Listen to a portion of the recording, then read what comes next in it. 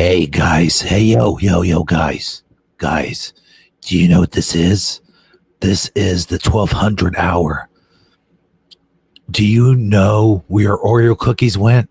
Well, I can tell you, I probably ate them. Whisper Wednesday begins now. Sorry.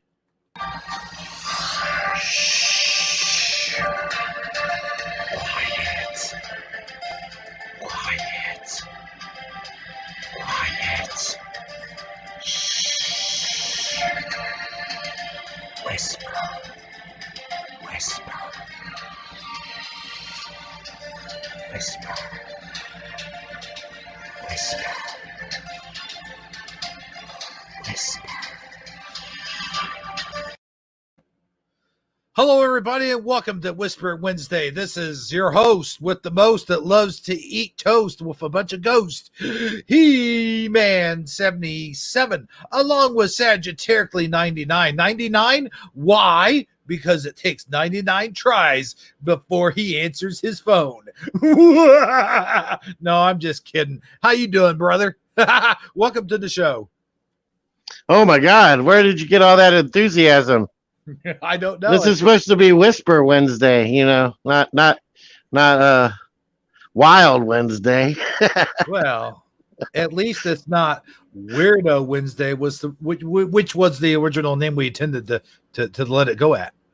Oh yeah, we did run it through. We did open a suggestion box and pulled out a few cards, and one of them was Weirdo.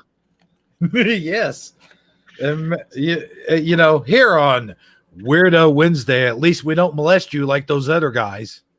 Exactly, we molest you in a totally different kind of way. Right, like you know, there's a sign at the park. It says, "Do not molest the ducks." It's like, oh my God! Like, was that it? Was that a thing?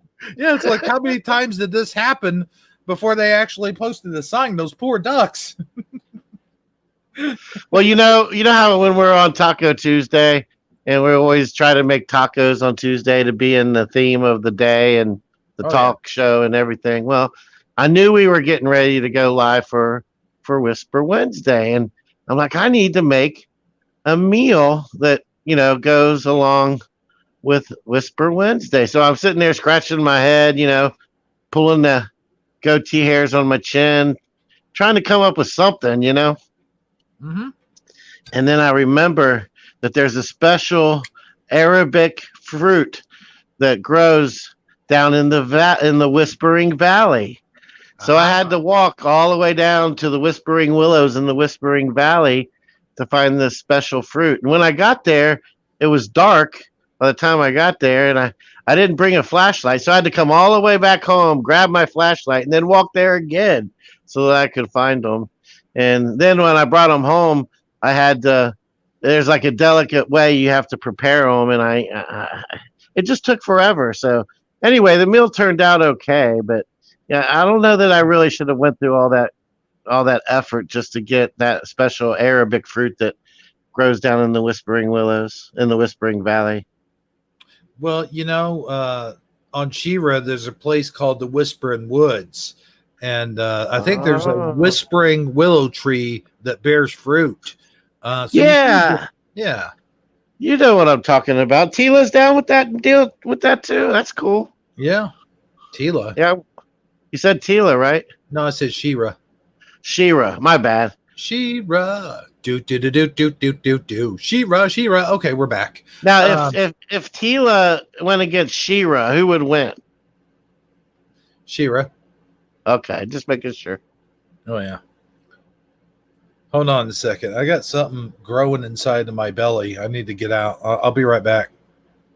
Okay. False alarm. You know what I hate about eating hot peppers?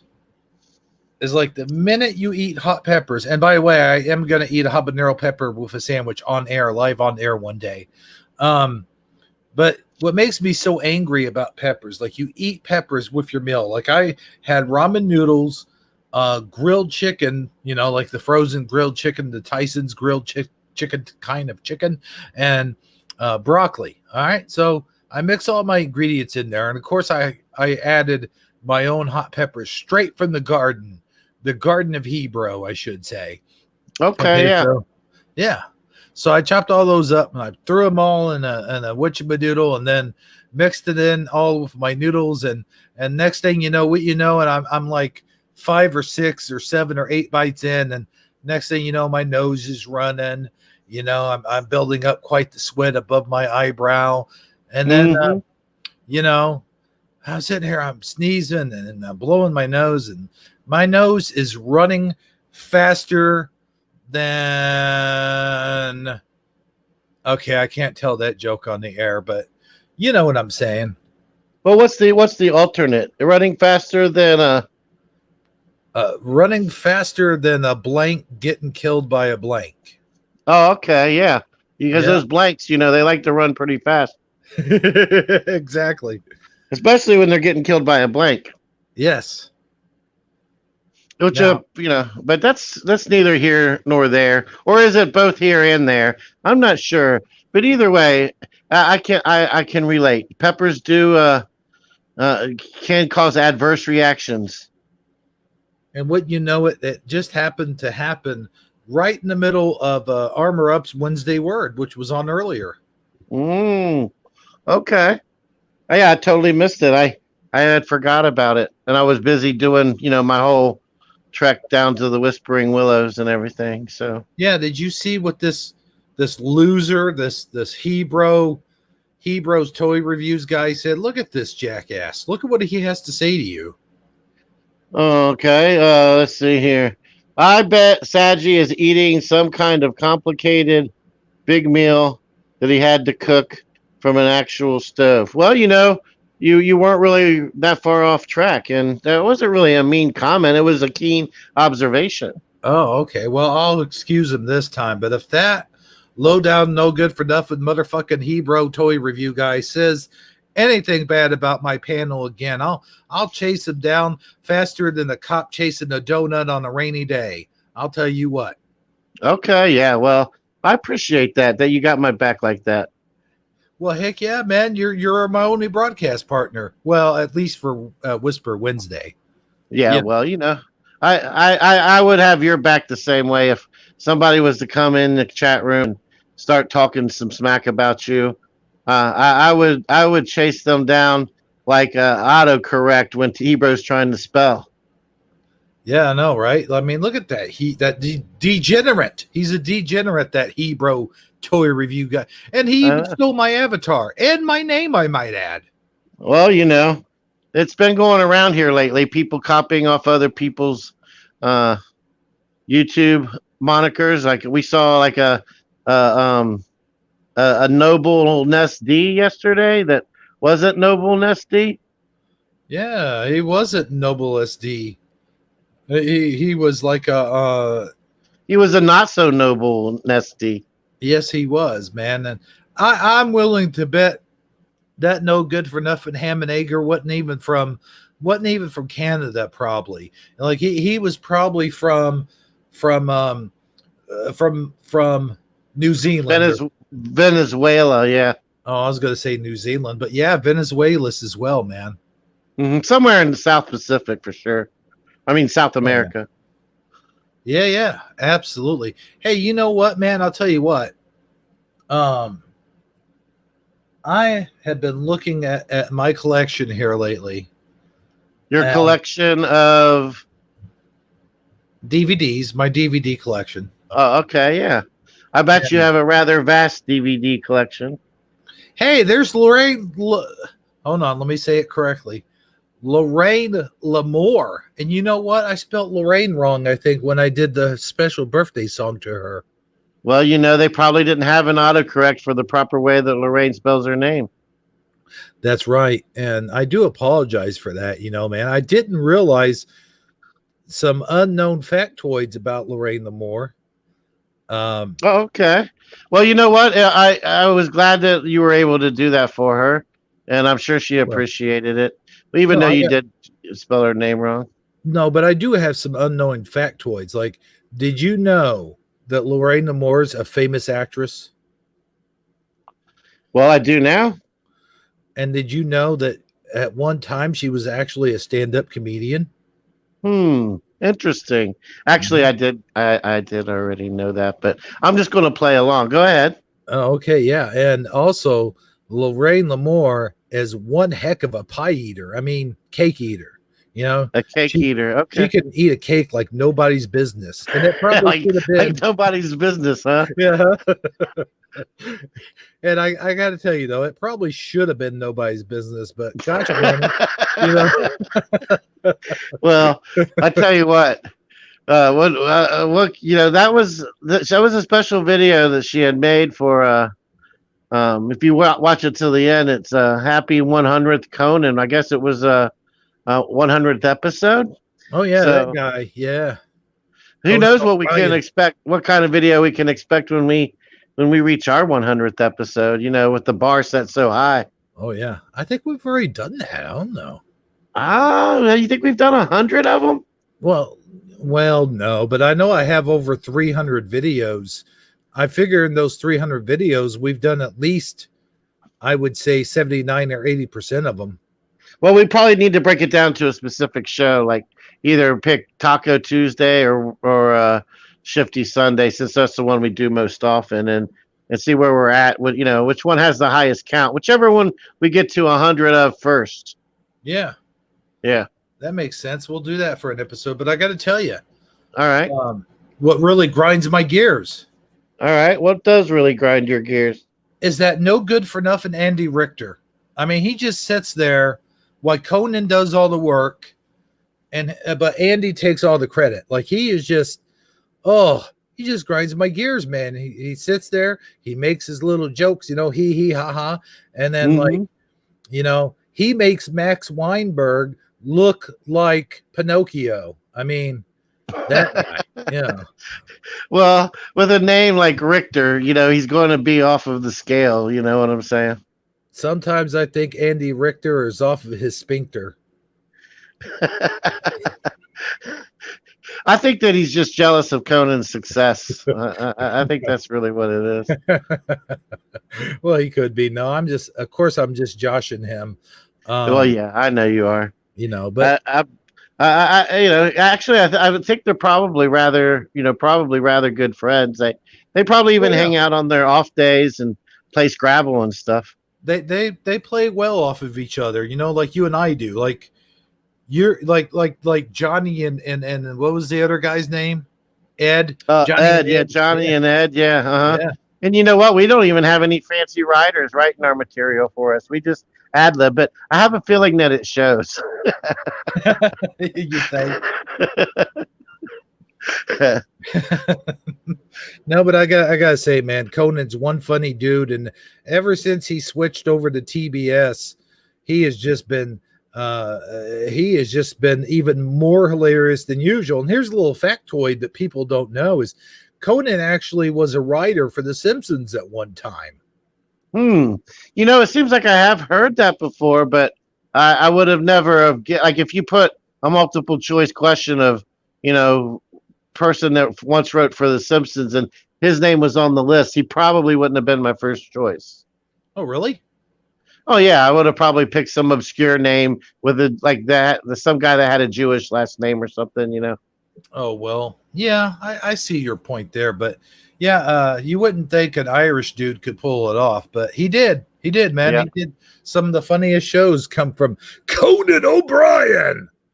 Oh man, why did they say it that way? I am wound up. I tell you, I remember the controversy though when he took over the spot. Like it was kind of a big deal. And then, like for Johnny Carson, you know what I'm saying? And then Jay Leno and him and all that thing. Remember when all that? Yeah. I remember when Jay Leno and Conan O'Brien were fighting like what's two animals that like to fight alike? Oh, cats and mice. They were fighting like cats and mice.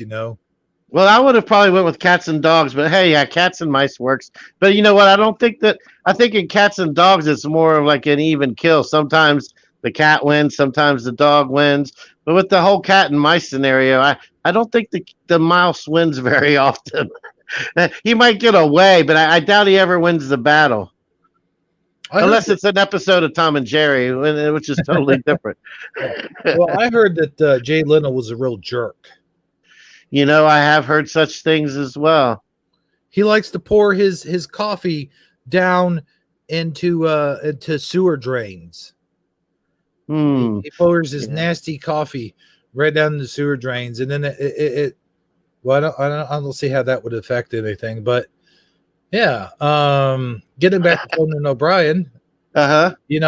Lorraine Lamore is right. He wrote Marge versus Monorail. Monorail. What's that again? Monorail. You know what character I used to like the most, and God bless him. I hate the fact that he's now dead, but Phil Hartman. You remember, like, he played the hello everybody, this is Troy McClure. You might remember me from such films as Billy's Not Around Anymore and Party at Bernie's House. That guy. Oh yeah. Yeah, he's no longer with us, huh? Right. Yeah. Oh, that is rather saddening. But I did like his little things that he do on The Simpsons, like he was Troy McClure, and then he was that attorney guy. What was the attorney guy's name? Yeah, put me on the spot, why don't you? Well, I did, yeah. I have watched quite a few episodes of The Simpsons, but right now I am drawing nothing but blanks. Yeah. Me too, my good friend. Nothing but blanks. And that reminds me, you know what we need to do one of these days? Okay, like it probably never. Go ahead. We need to have Lorraine Lamore on the show where we sit down and interview her, kind of put her in the hot seat kind of situation, Oh, yeah, that is an actually interesting idea. Yeah. All right. Yeah, maybe we should plan something like that. Maybe we should plant something like that, Plant. Okay. Like Plant we put her between two ferns. Oh, yeah. Okay. Yeah, that would be interesting. Like, are you saying that? What kind of fern are you going to be? Huh? Oh, never mind. I'm sorry. Oh, I was reading Lorraine Lamore's The Unfrozen Caveman Lawyer on SNL. No, I was talking about the lawyer for The Simpsons. That one guy that he was voiced by Phil Hartman, and he said things like, and he would always be sort of a sketchy lawyer, like his shirt would be all ripped up and he had mustard on his tie, and I think The Simpsons hired an him. An ambulance chased their lawyer. Yeah, that kind. Okay. Yeah. Gosh darn, I can't think of his name though. But anyway, yeah, we should have Lorraine Lamore on here and we should interview her. I bet she's met a lot of interesting people in Hollywood.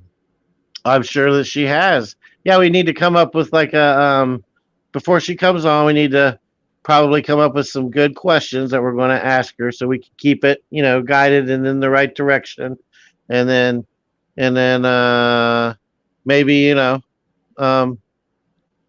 yeah, I think we should plan something like that.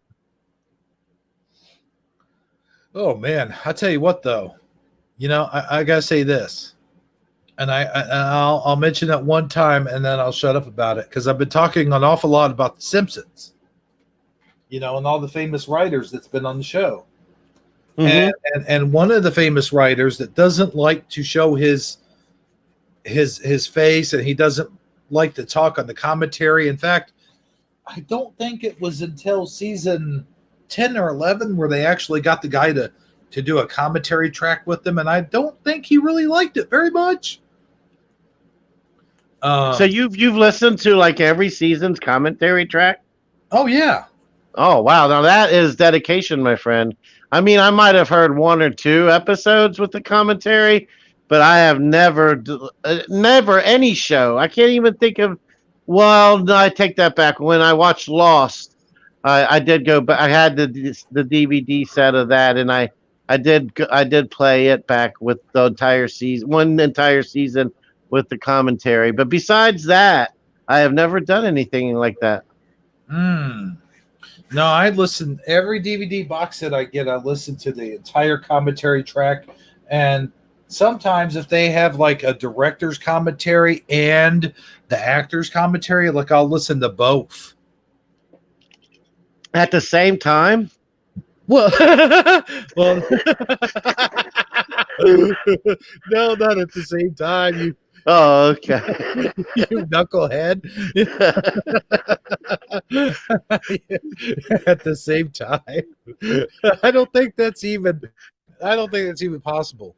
Yeah, you would just need 2 copies of the DVD and 2 DVD players and 2 Oh, sets of yeah, speakers. yeah, that's Yeah. true. I never even thought of it that way. Hey, hey, hey, hey, hey, hey, hey, hey, hey, hey, hey, hey, hey, hey, hey.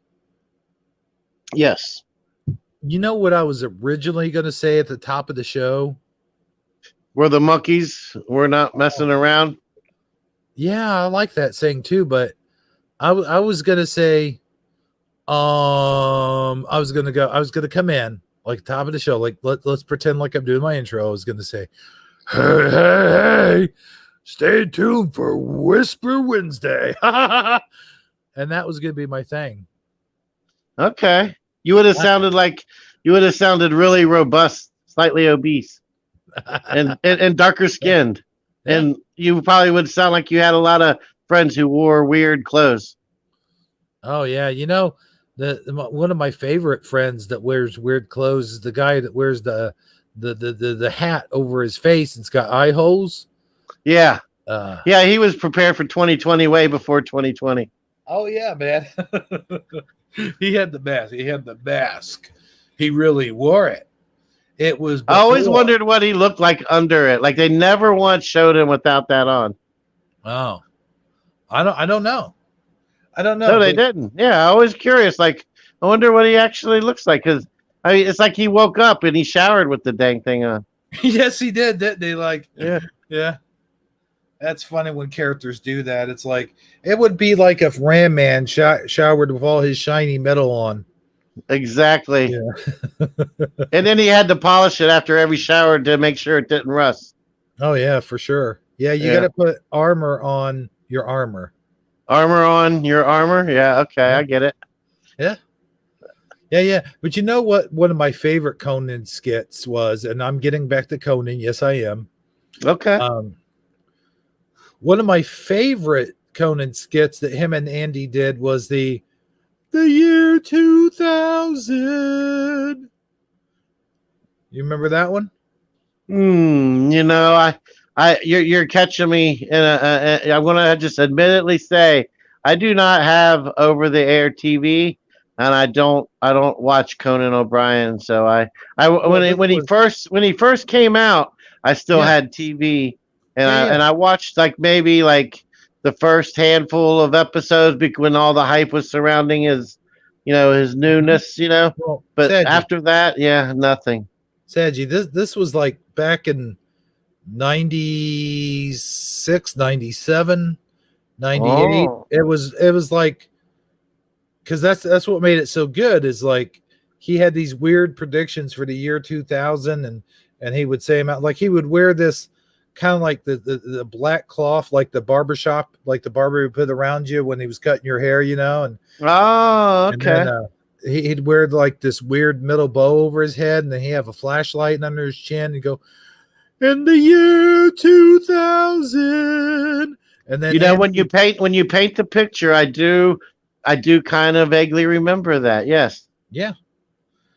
And of course, Andy would repeat, like he would say, in the year 2000. And then Andy would repeat, in the year 2000. And then after he did that, then Conan would say whatever it was that they were saying, like whatever it was that they thought was going to happen that year. And then after Conan would say that, then Andy would go, in the year 2000, and then Conan would, that's just generally how the skit went. I totally get it. And I wonder how many of those things actually ever came true. I don't know. I think he was right about, one of them, at least you would think. Oh, yeah, you would think. You throw enough things to the wall, something's bound to stick, right? Oh, yeah. Speaking of stick, did you like the insult comic dog? See, there you go again. I can pretend, but see, as soon as the first time I go, oh yeah, he was great. You're gonna go. He never. I just made that up, Sagi. I'm trolling you now. I ought to throw you one. I ought to throw you one like that just to see if you're like, oh yeah, I kind of remember that. I'll make Oh it yeah, sound. he was the greatest thing ever, and that was my favorite part of the show.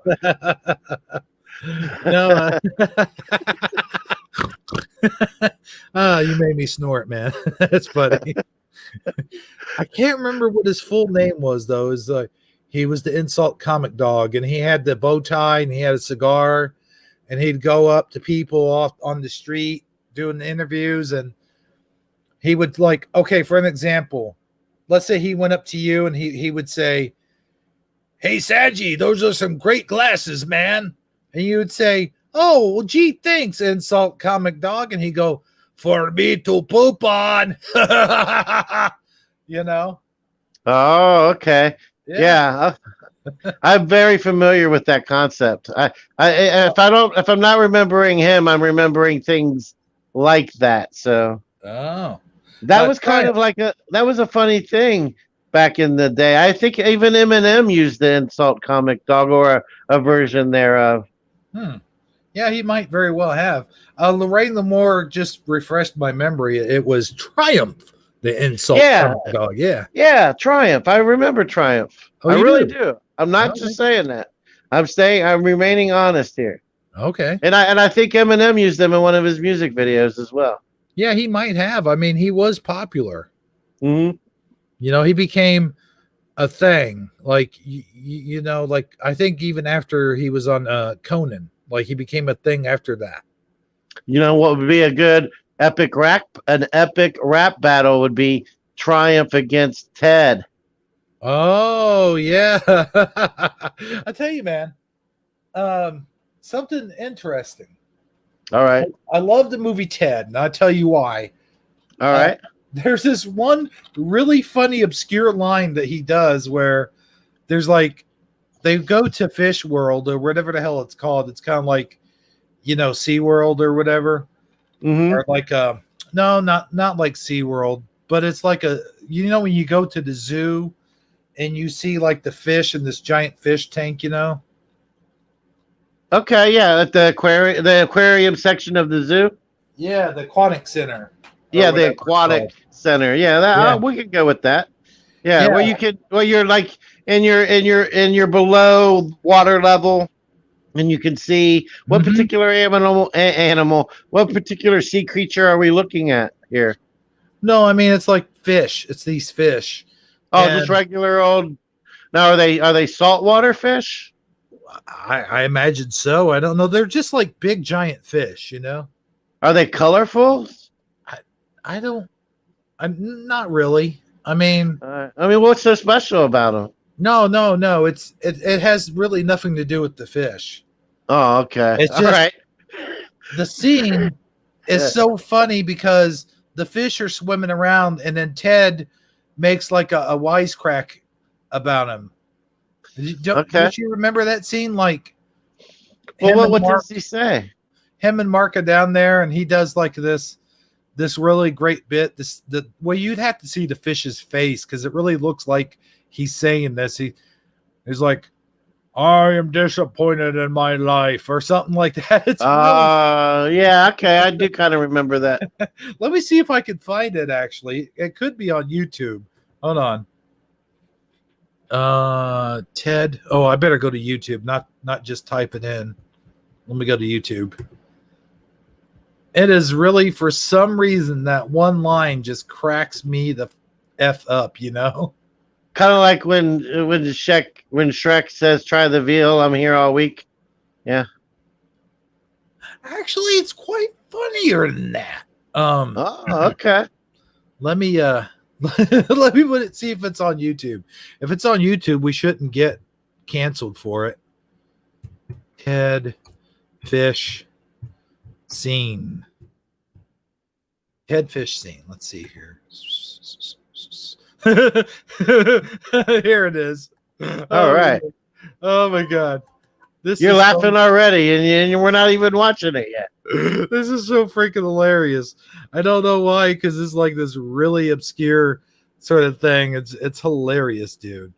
Kind of All like right. when you and I do like we're watching a movie and we try to pretend like the guys are talking and we're saying what they're talking. Yeah, when we're ad-libbing. Yeah. Mm-hmm. Okay, let's be quiet now because you got to be real quiet to hear this. Okay. Let me right about here.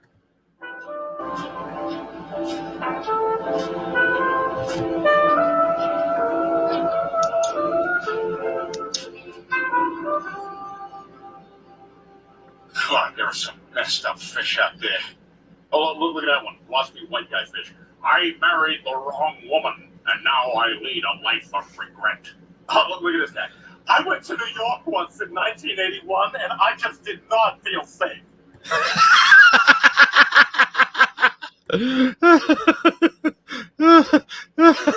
That's so funny. That one fish is so funny, dude. I know you're not laughing, but Well, we couldn't see it though, right? what do you mean? You didn't screen share. Oh, sure I did. I beg to differ. Wait a minute. Let's ask the audience. Did you guys? Was I screen sharing that whole time or not? Let's hear it from the audience. Not that I don't believe you. Okay. Well, you didn't screen share with me. I will tell you that much. Okay, Michael Fontaine. That answer does not help. I don't know what oh, you're just doing a line from something. I'm asking like, was I screen sharing or not screen share? That was the question. Hey, that sounds like Shakespeare. To screen share or not to screen share? That is the question. And then, in due course, now we should play something from Triumph. Now, Lorraine says I did show it. Okay. Well, I couldn't see it for whatever reason. Huh. Well, that's weird, man. That is weird. No, if you go back and watch the show, you'll see what I mean. It's so funny. It's hilarious. But that's why you weren't. I was wondering, well, why is he laughing? Like, at least one of these lines has got to be funny. Well, it probably was funnier when you could see what he was making fun of. Right. Yeah, I got you. But Lorraine said she saw it. Oh, okay. Well, maybe it did go over to YouTube. Huh, I wonder why it wouldn't show here, but on YouTube. That's weird. Yeah. Well, hey, let me show you. Okay, so you want to see Triumph, the Insult Comic Dog? Well, I probably won't get to see it at this point, but we can hear it. I'll hear it, and everybody else will see it. I don't know if I'll get. Well, what the heck? I just showed a clip from Ted. This is one of those nights, though. I feel like we could just show clips all night, and we won't get in trouble for it. Okay, as long as we keep them short, and we should be okay. Yeah, that one was not that. This guy, that guy cracks me up, but he likes to scream a lot in his videos, and I know you can't stand that. Oh, it don't bother me. I mean, I wouldn't want to listen to it for an hour and a half straight, maybe, but oh no, a 5-second clip isn't going to upset me. Let's see. That comes from the Late Show. Oh no, hold on. Let me see if I could find one that. Yeah, that isn't from their actual channel. Let's see here. Okay, let me show this clip. Star Wars. We got to talk about this. Star Wars. Crap. Attack of the Clones opened yesterday. All right, Conan. We know. All right, come on. All right. Yes. Okay, here we go. Oh, sorry. Let me. I gotta actually share it. That would help. There we go. There's all right, that. I see it this time. Yeah, I wonder what happened while ago. Oh. Well, let's big screen it. We can't show the whole thing, I don't think, because it comes from the actual. I don't know. All right, I got you. Here we go. It's premiere night here for Attack of the Clones, but outside the Ziegfeld Theater is the real show, Return of the Dorks. Thousands of 35-year-old men waiting That hat. 7 months for just a taste of George Lucas's table scraps. Lonely men who have never had sex, not even with a Catholic priest. Oh no. That was a terrible. All right, you're dressed as a huge nerd. Yes.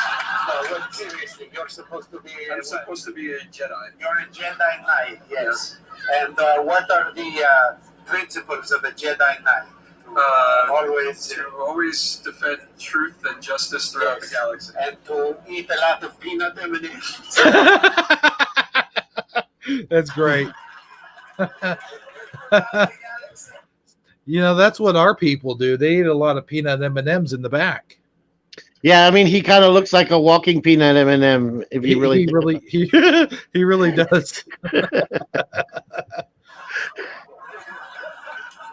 about this costume, folks? Take a look. He has the ability. He can crap his pants and no one will know that. Everyone is engaging in rousing games of Star Wars Stratego. This is Risk. Very exciting. This game is normally played indoors by 12-year-olds.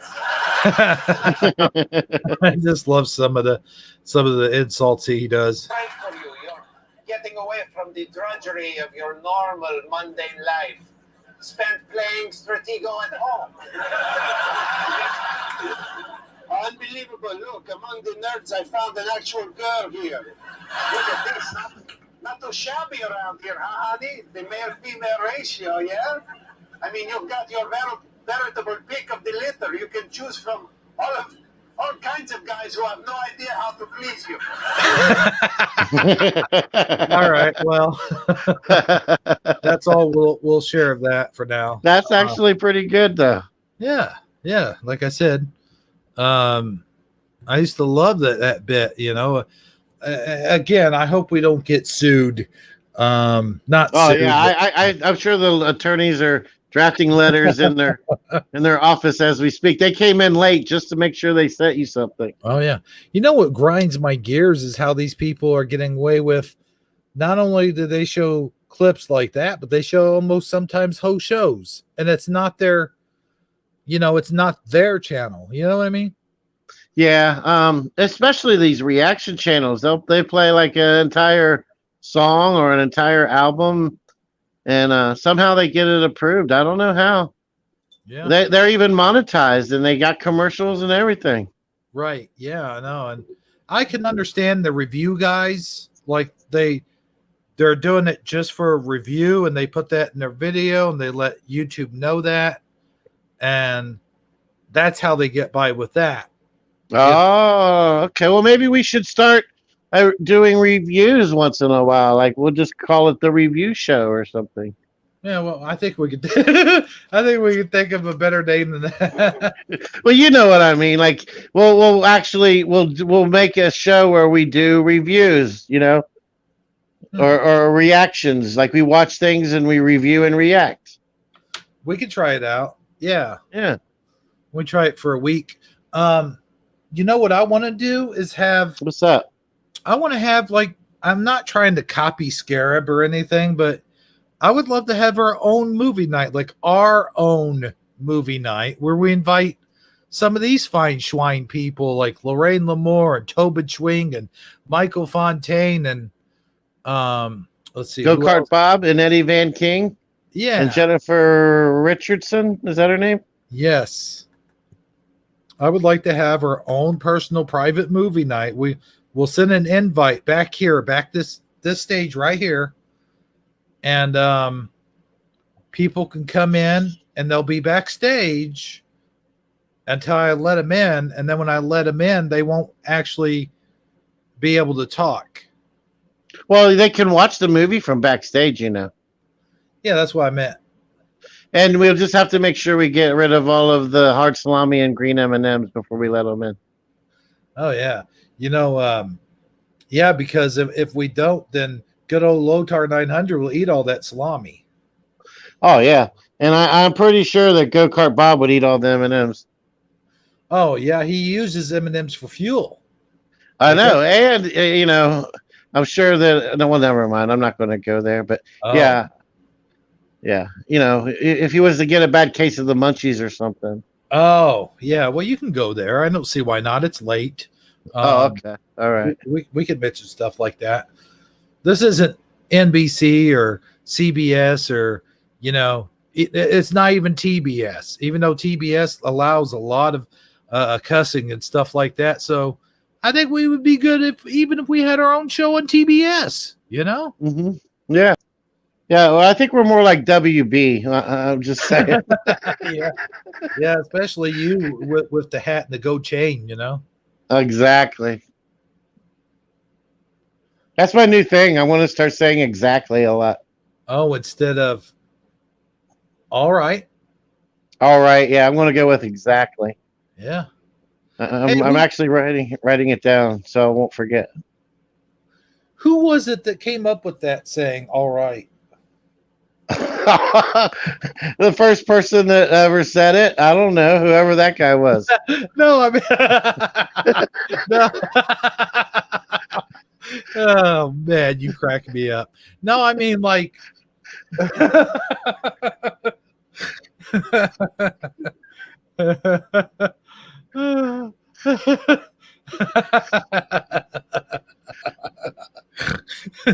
Back in the cave days.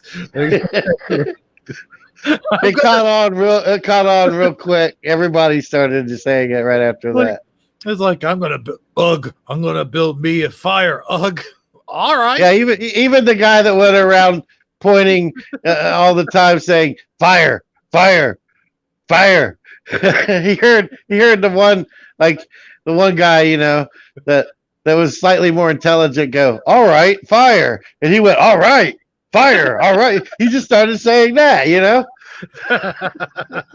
Hey, Tobin Schwing brings up a pretty good point. The All Right brothers came up with they coined the phrase. Yeah, it probably was a Republican. I'm just saying. Uh-oh. Let's not get that started.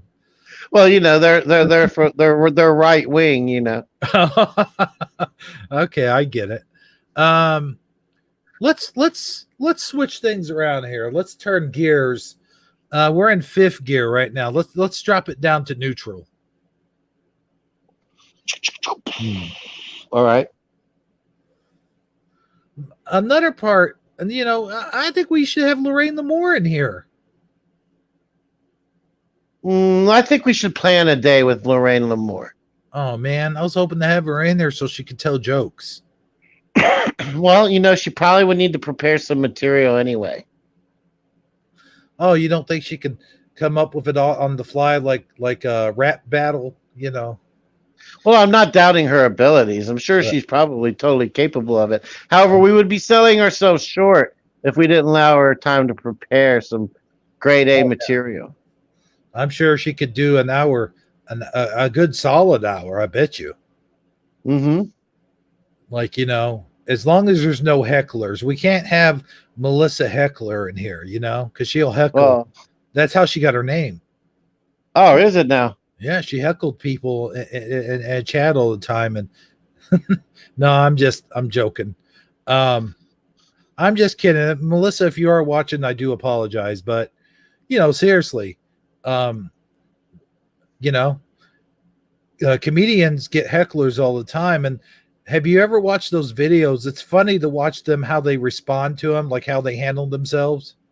Yeah, some comedians handle them much better than others. I mean, if Lorraine's wanting to come in, as she said in the comments that she wants to come in, I wasn't watching the chat. Oh no, she just when we mentioned WB, she said, "Who, bro? Who, bro? Okay. Who, bro? WB, who, bro?" That's classic right there. I don't know why I'm so wired, man. Like, why am I wired? You really are. I'm doing my best though, just to keep pace with you though. I'm trying really hard here. I don't feel like I'm struggling, but it is It is. You do have like an abundance of energy tonight. Well, I think my secret is I ate like a ton of ramen noodles, Uh-huh. and that sent sugar through my veins when it turned into sugar. And then I ate like 2 cookies, like 2 Oreo cookies. So Gotcha. I really. Oh think yeah. that So you gave your metabolism a little kickstart in the sugar direction. Oh yeah, for sure. Gotcha.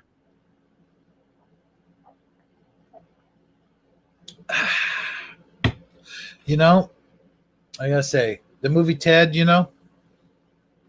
Another thing I like, another really good part in that movie is where Flash Gordon shows up.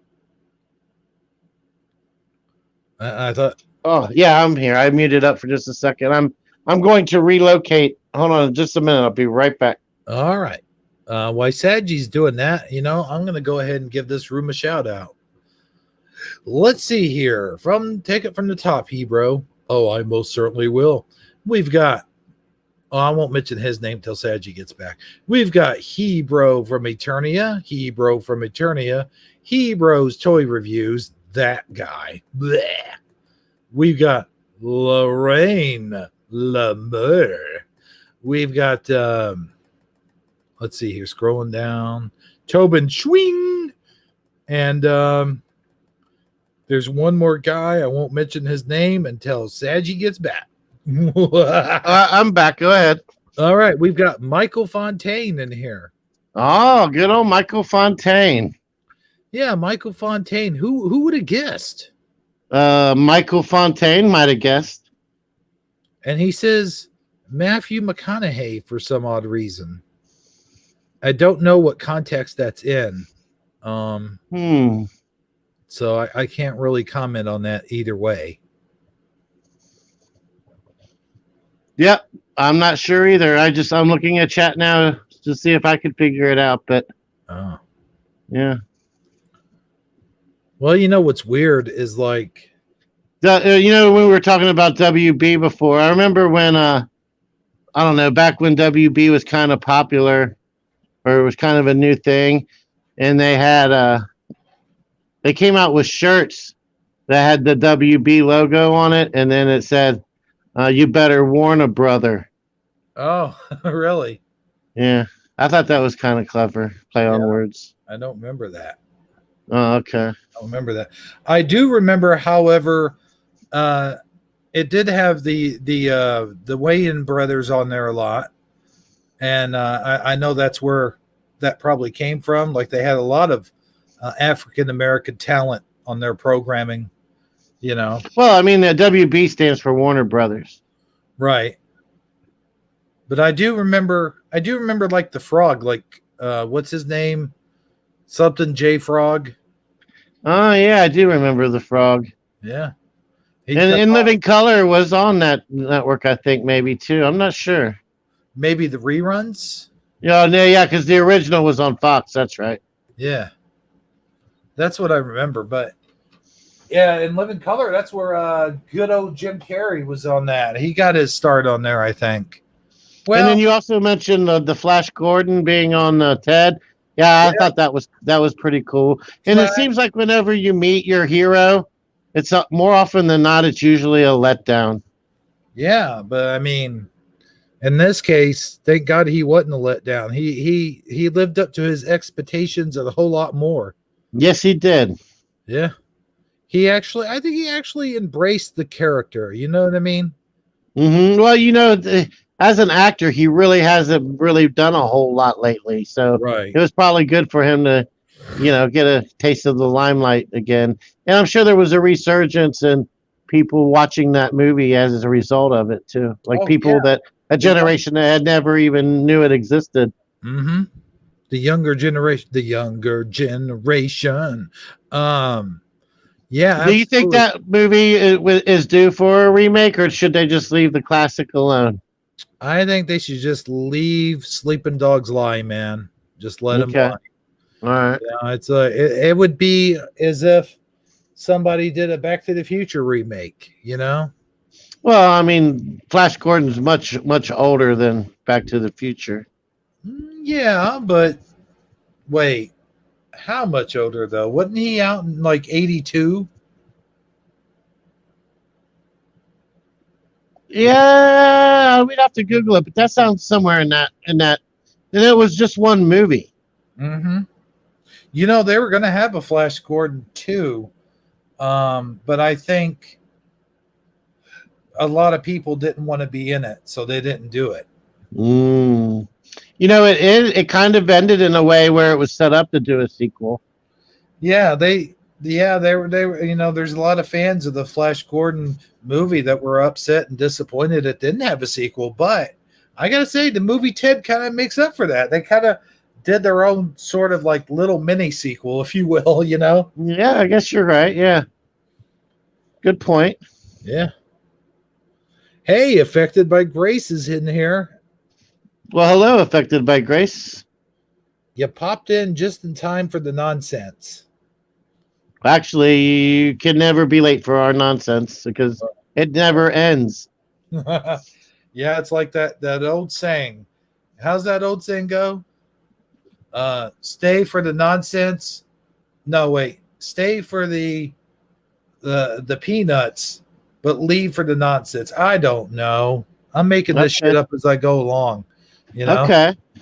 But hey, no, you know what?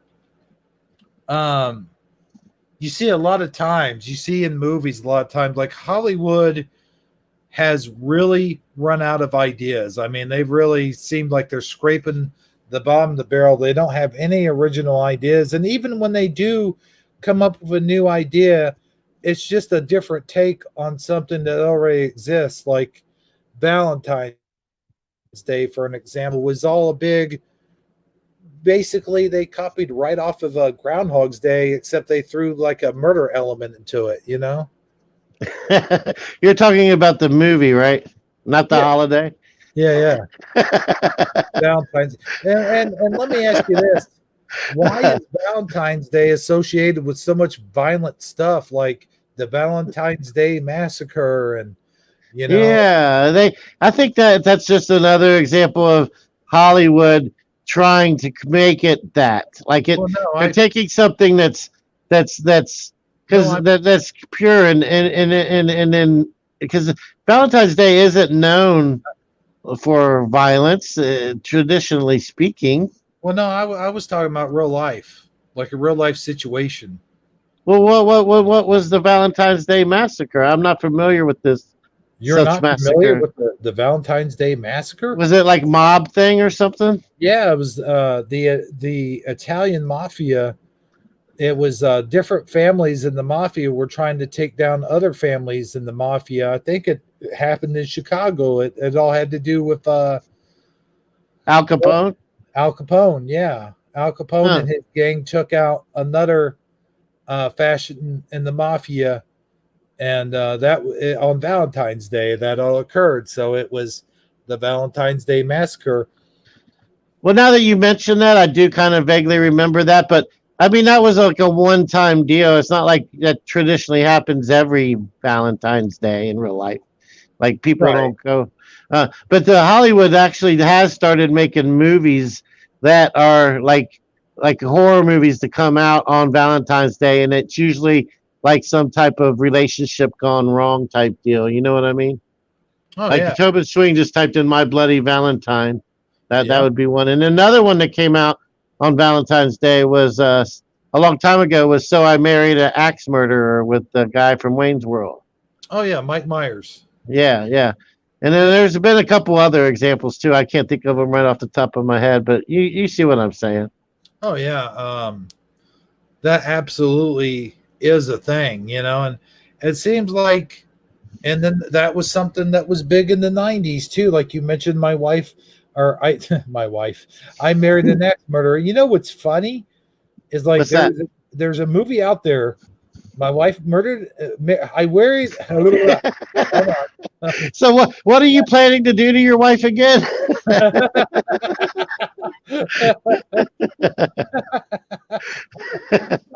I'll tell you, man. I'm glad she's not watching the show. That's for sure. Because the roles could quickly be reversed, wouldn't they? Oh yeah, for sure. In about 20 minutes, we'd hear your front door slam open and you mute up, right? Uh-huh. Hebrew, you okay? Oh no, we've lost Hebrew. and then she shows up on screen. Hebrew is not returning anytime soon. If you want to reach him, he'll be at the such and such a county hospital. Right. Yeah.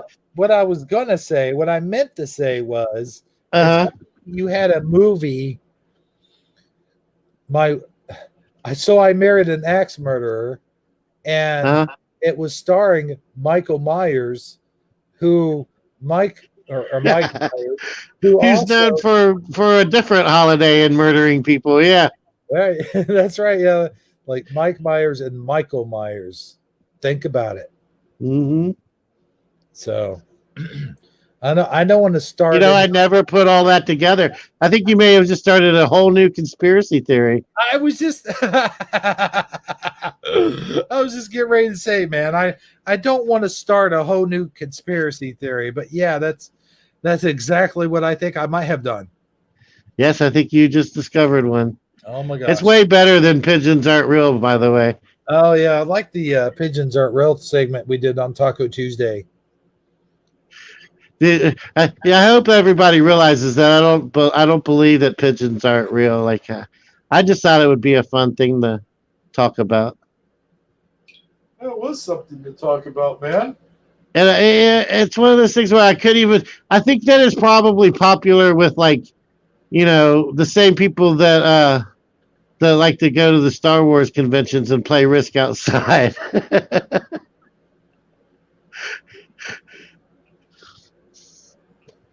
What happened? Did I lose you?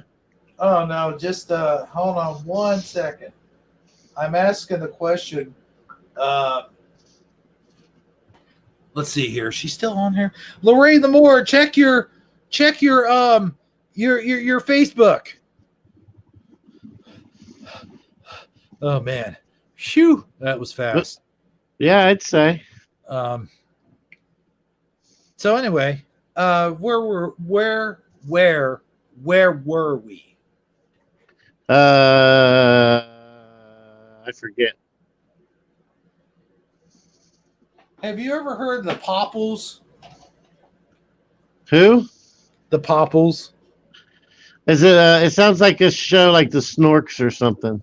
Yeah, kind of. I mean, it was a famous sort of like teddy bear type deal that was out in the 80s, and you could change it to a ball. Like it would be a weird animal, and then you could fold it into like a ball, and it was like that's why it was called a popple. It would pop Well, out. let's play a clip. Type it in YouTube. Oh man. Okay. You're really. I can't imagine that they're copyrighting Popples material at this point in the game. They could be, man.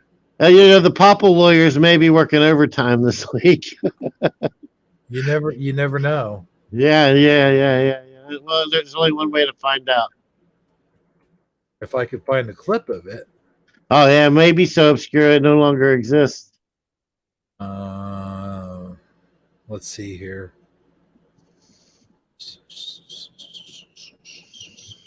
I might have misspelled it. Come on, let's see here. Popples. There can't be more than like 2 or 3 ways to spell it. There it is. All right. Okay, let's see here.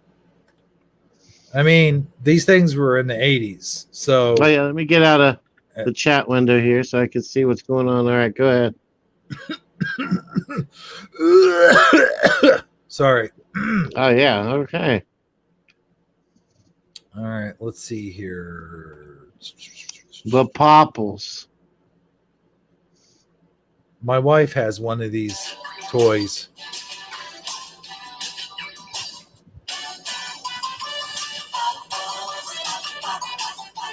That's the one my wife has.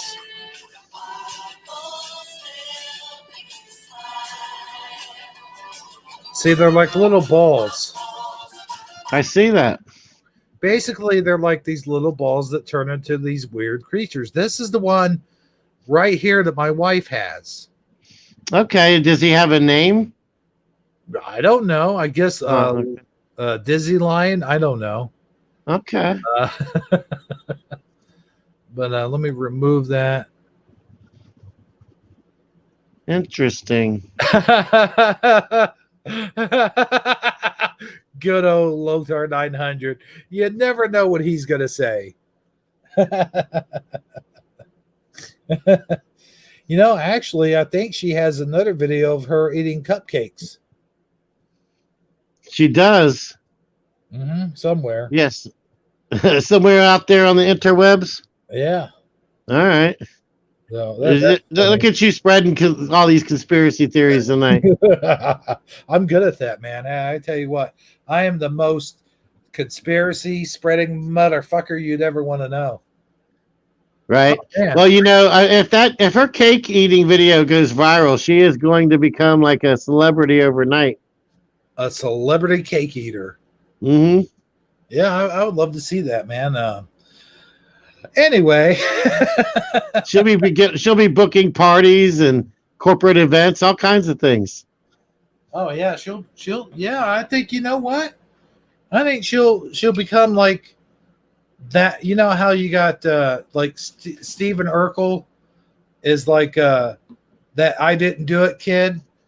Mm-hmm. Did I do that? Yeah. Oh, did I do that? Yeah. She would be the cake eating lady. Yeah, instead of jumping out of the cake, she will just come to eat the cake. Yeah. Yeah. Yeah. I'll tell you what, just like that one fat bald guy said in RoboCop, I'd buy that for $1. There you go. Yeah. Hey, but no, I the snorts. The snorts? What do you mean? That was the snorkels. Yeah, there was snorkels. I don't know anything about. No, it was the snorks. Uh-oh. I think this might be a Mandela effect. Uh-oh, yeah. I remember. Oh, the snorks. The snorks. The snorks, yeah. They were kind of like a copycat of the Smurfs. Yes. And I remember Sandy did something about them at one point. She was, I'm pretty sure it was Sandy. She had some type of snort presentation. I thought it was kind of snarky myself. Oh yeah, I see what you did there. No, I used to like those shows. You know, the Snorks, the Smurfs, Punky Brewster.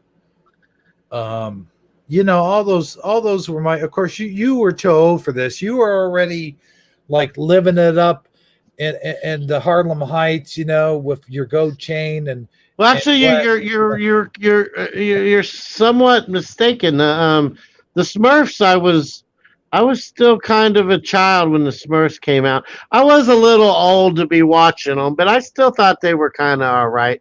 I had a younger brother that was 3.5 years younger than me, and he had the Smurf collection because you know how like Pokemon, you got to catch them all. And like kids try to get like all the different Pokemon cards and figures or whatever. Well, the Smurfs were the original gotta catch them all. I think there was like 98 Smurfs or something like that. Oh wow. And and he had the entire collection and doubles and triples of certain ones. Yeah. Holy cow. You know, I can remember being a kid. My mom actually collected those Smurf figurines.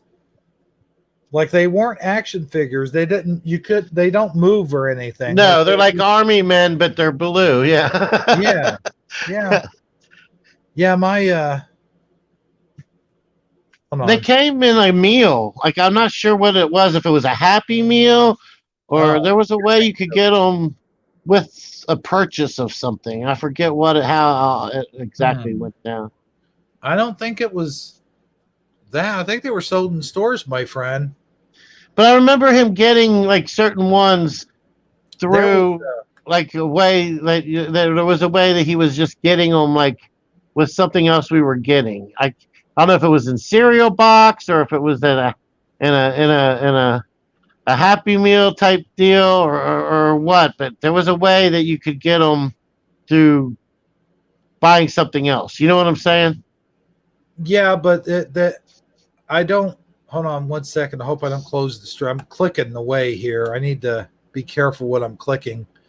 No, the Smurfs, the figurines I'm talking about were sold like in stores, and Oh yeah, like you could buy them in stores too. I'm not saying you couldn't. no, Um, and I know. Yeah, there was these aliens. There were little green aliens that were in the Smurf show that they at McDonald's they sold them at McDonald's with a Happy Meal. okay. Well, maybe that's what I'm thinking of. I can't think of the little green aliens names. Um, I had a few of them. Um, huh.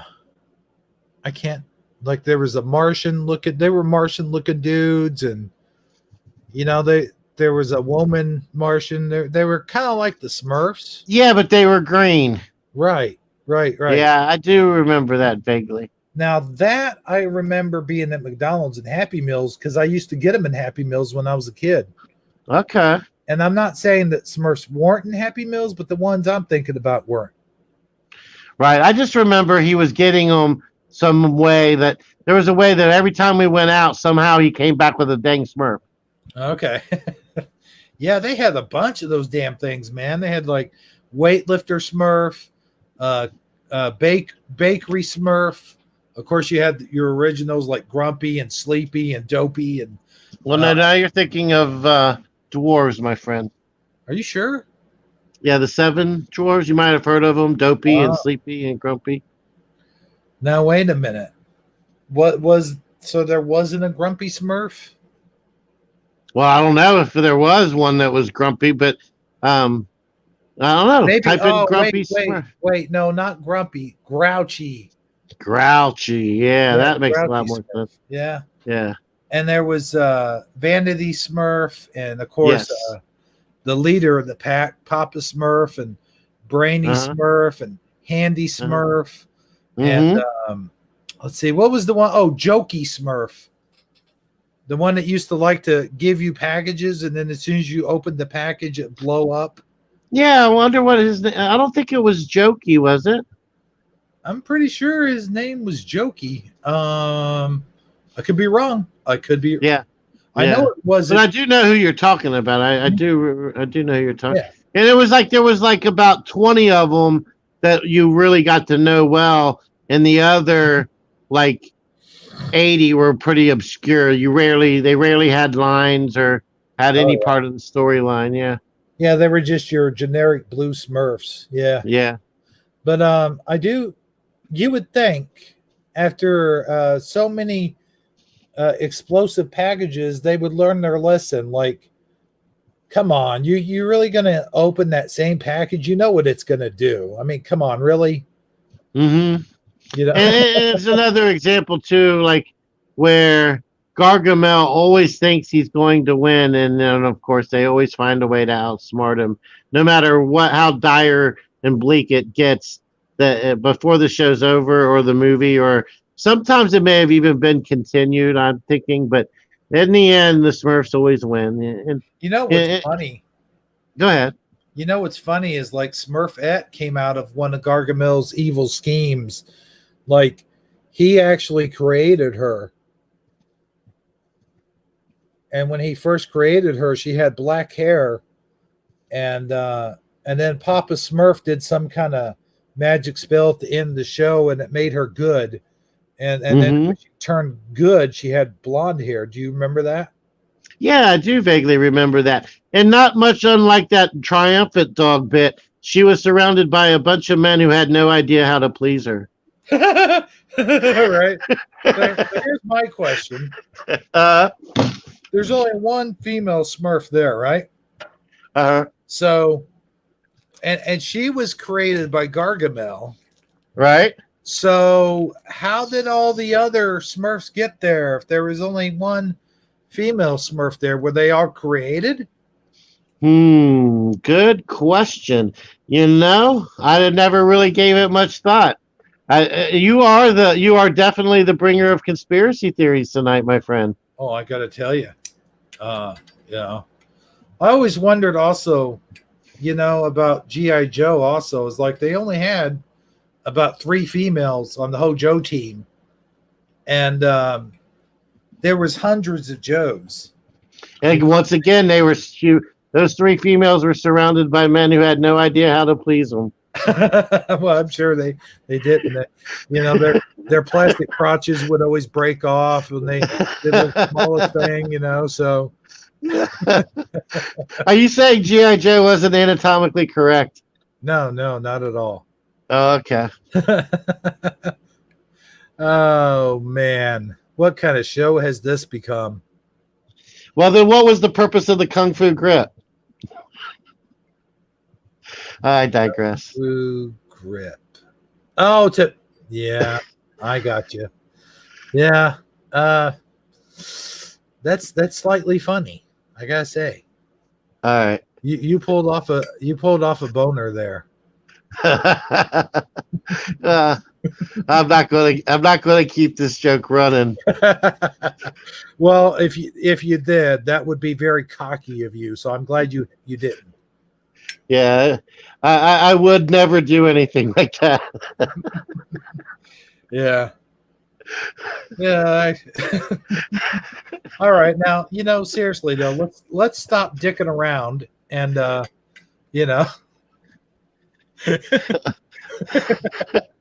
right. Okay. Well, there went our PG rating for the night. Well, I think that went out the window a long time ago with my MFers that I threw. Oh yeah, I forgot about that. Yeah, I threw like 2 MFs out there. Are you chain smoking or smoking weed? Because I've heard your lighter light like 17 times throughout the course of the evening. Oh well, you know me. When I'm doing a broadcast, I smoke like a chimney. Gotcha. So yeah, I wouldn't call it chain smoking so much as I put one out and then like 5 minutes later I light another one. Well, what would you call that? Well, to me, chain smoking would be like you get ready. You're using one cigarette to light the next one. You're not even bothering with the lighter. Yeah. Okay. Right, I got you. But where the heck is Lorraine Lamore? I sent her an invite. Well, she probably has to work tomorrow. She may have went to bed. Oh, yeah, that's right. I forgot about that. She says this is like 7th grade on the internet. Somehow I'm going to find a way to take that as a compliment. I'm not sure how, but in my mind, I'm going to, somehow figure out a way to do that. Oh yeah, it's like on the playground where the kids they say all these words and stuff, and then they say on your Facebook, Lorraine, on Facebook Messenger. I think you might have to add me. I'm not sure, but anyway, we used to get into wars over like we would all watch wrestling on Saturday and Sunday nights, and then we would go to school Monday the next day and like, what's his name should have won that match, and who do you think could win between Hulk Hogan and the Ultimate Warrior? Like the big wrestling event would be coming on Sunday, and would be like, one would be for the Ultimate Warrior, one would be for Hogan, and one would be for the Macho Man, and we took that shit serious, man. That's back in the day when we all thought it was real, Like last Wednesday?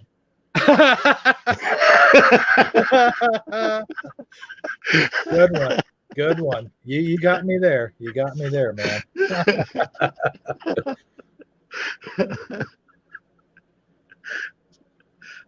Oh, okay. I'm sorry, Lorraine. I didn't mean to put you on the spot. All right. I'll cut it out. But seriously, man, did you ever do anything close or similar to that? Like you guys would argue like maybe what the best movie you saw was or something like that? Oh yeah, I remember those days, man. Like Spider-Man, can Spider-Man beat Batman? Can Batman beat Superman, all those arguments. Yeah, I remember that. Oh, and then also when you play guns in the woods and you'd be like, I shot you. No, I shot you. No, I shot you. No, I shot you. Okay, Yeah. well, yeah, because you were supposed to fall down. Whoever shot the other guy first, and nobody ever wanted to admit that they got beat. And nobody ever wanted to play the bad guy either. Yeah, everybody wanted to be the cowboy. Nobody wanted to be the Indian. Yeah, I Right, know. yeah. But yeah, man, we me and my friend from across the street, man, we used to have a good time playing cowboys and Indians because we had lots of hiding places. Like we had my friend's grandpa, like he had a boat and he had a trailer and he had like a camper, and he had like a lot of bushes and stuff, and we found good places to hide out there in that backyard, man. It was a lot of fun. Like we'd hide, like he would pop out of the boat, like the boat would have a cover on it, and he'd hide in there and pop out, and we would shoot at each other with cap guns. Mm-hmm. And then when one of us would die, of course, it would be the other one's turn to be the cowboy and the other one's turn to be the Indian. It's just the way. Oh, okay. So you just alternated. That's cool. I guess that's a fair way to do it. I remember watching Rambo, and then I came up with the bright idea that I would hide in a pile of leaves, and I created like the ultimate camouflage in the perfect spot, and all I had to do was wait for someone to come along, and I waited like 10 minutes, and then I waited like 20 minutes, and then since I'm sitting there waiting and nobody's coming, all of a sudden I feel like I gotta pee. So finally I get up and I go stand behind a tree to pee, and then I get shot. Right? Yeah. That's the downfall right there, man. Is who can hold their bladder the longest? Like, that would come in and like hide and go seek too. Exactly. That's essentially what I was doing. I turned cowboys and Indians into hide and go seek because I was trying to hide in the leaves like Rambo did. Uh-huh. Did you guys ever used to play flashlight tag? That sounds like an ambiguous gay game, so I'm not sure. No, man. No. You would jump out of a pile of rubble or something, and then you would like shine your flashlight on someone, and they would be it. It was like tag, but with flashlights. Oh, okay. All right. Yeah. No, I never did that. Oh man, that was fun, dude. Like you'd pop out. It was kind of like a precursor to laser tag, Well, I could see how. I mean, I can see how the concept would work. I do. I get that. It was a lot of fun, man. We got to hide out in the dark, and that was the only time we were allowed to hide in the dark was during flashlight tag. And that was only on the weekends, because during the week we had a street light that would come on. And when that street light come on, you'd see those kids scatter like a pile of ants running away when you turn the kitchen light on, Right. Well, I'll admit that like my childhood, I wouldn't trade it for nothing in the sense that I'm so glad that it was before everybody had video games. Like when I was 8, 9, 10 years old, Atari didn't even come out till I was like 12 or 14. Really? And yeah, I was at least in 6th or 7th grade before Atari even came out. And, or at least that we had one. They may have been available, but we didn't have one. You know what I'm saying?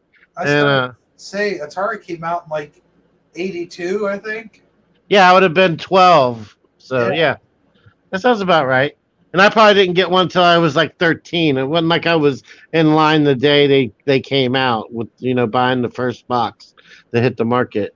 And I really enjoyed like I spent a lot of time playing outside in the woods, playing football out in the field, exploring my surroundings and interacting with real life children, not in an alliance online with other people with fake characters and false personas. You know what I mean? Oh yeah, for sure. Yeah, we did that. We did all that, man. You'd run out in the backyard and play, like I said, like flashlight tag and We football. had a nice big hill, a nice smooth paved hill like road that hardly any cars drove on unless you actually lived there, on that street or whatever. So it Yeah. wasn't like there was any traffic or anything. And we would we would we would skateboard, roller skate, and we would build ramps. We'd build the most exuberant ramps, and people would break bones on occasion. Bust their skull open. Have to make a trip to the emergency room, but that never stopped us. Next weekend we were right back at it. We just built a better ramp the next time. A more stable one. We got our ramp making skills progressed over time. Sure, there was a few casualties along the way, but it never detoured us from our adventures. That's awesome, dude. Yeah, we used to ride our bikes out to this one place that had a lot of hills and little dips and valleys and stuff like that, and we would do jumps and do like flips and jumps and do like the Dukes of Hazzard and get your bike all the way as far as it would go and jump over a hill and go yeehaw, and Oh yeah, I remember one birthday of mine. I got a pair of binoculars, and I thought that was the coolest thing ever. And where we lived, there was a valley and a river, right? And we could go like I don't know, probably like a 200, 300 yard walk through the woods, and we'd be like at the top of like a hill on one side of the valley, and I'd take my binoculars. There'd be like 4 or 5 of us, and we would all pack like a sack lunch, just like you would if you were going to school that day. And we'd meet up early in the morning, like 8 or 9 in the morning, and I'd get the binoculars out, and we would look on. It was probably a good, I don't know, 10 miles across across the river and up the hill on the other side of woods over there. And we'd pick out like a really big tree or some type of landmark, like a water tower or something like that was on the other side. And we would literally find, and we would choose that as our, we would call it an excursion, and we would choose that as our destination. We had to start walking, find a way across the river, and get to that particular point that we chose that we had to walk to. And if our parents knew what we were doing at that age, they would not approve of such things. But it's not like we told them what we were doing. We just got up and went and did it. It's not like we were getting checked on, and we never got in any trouble or nobody ever got hurt. But some of my best times, like as a child, were spent doing those excursions. The things we came across and the things that we'd see. One time we stumbled across a biker gang hangout. Like it was Iron Horseman, I think was the name of them, and they had a monkey in a cage outside of their little compound or whatever.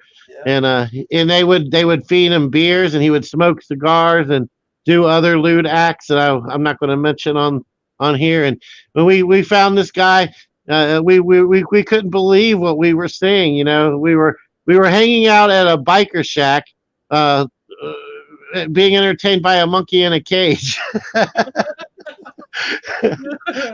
Oh man, that sounds great. And our parents have no idea where we are or what we're doing. But we weren't in any danger. Like the bikers weren't. Back then. Believe it or not, contrary to popular belief, bikers were actually good guys. Yeah, they got a bad rap in the movies and on TV and in the news, but they were actually out doing good deeds for people. If somebody was being, they were kind of like the A team. It really was. That's what I felt like. I was. They had that kind of like they were mercenaries. Like if you were being picked on or trodden upon and you couldn't figure out a way to get the person to quit, you could just go up there to the Iron Horseman place.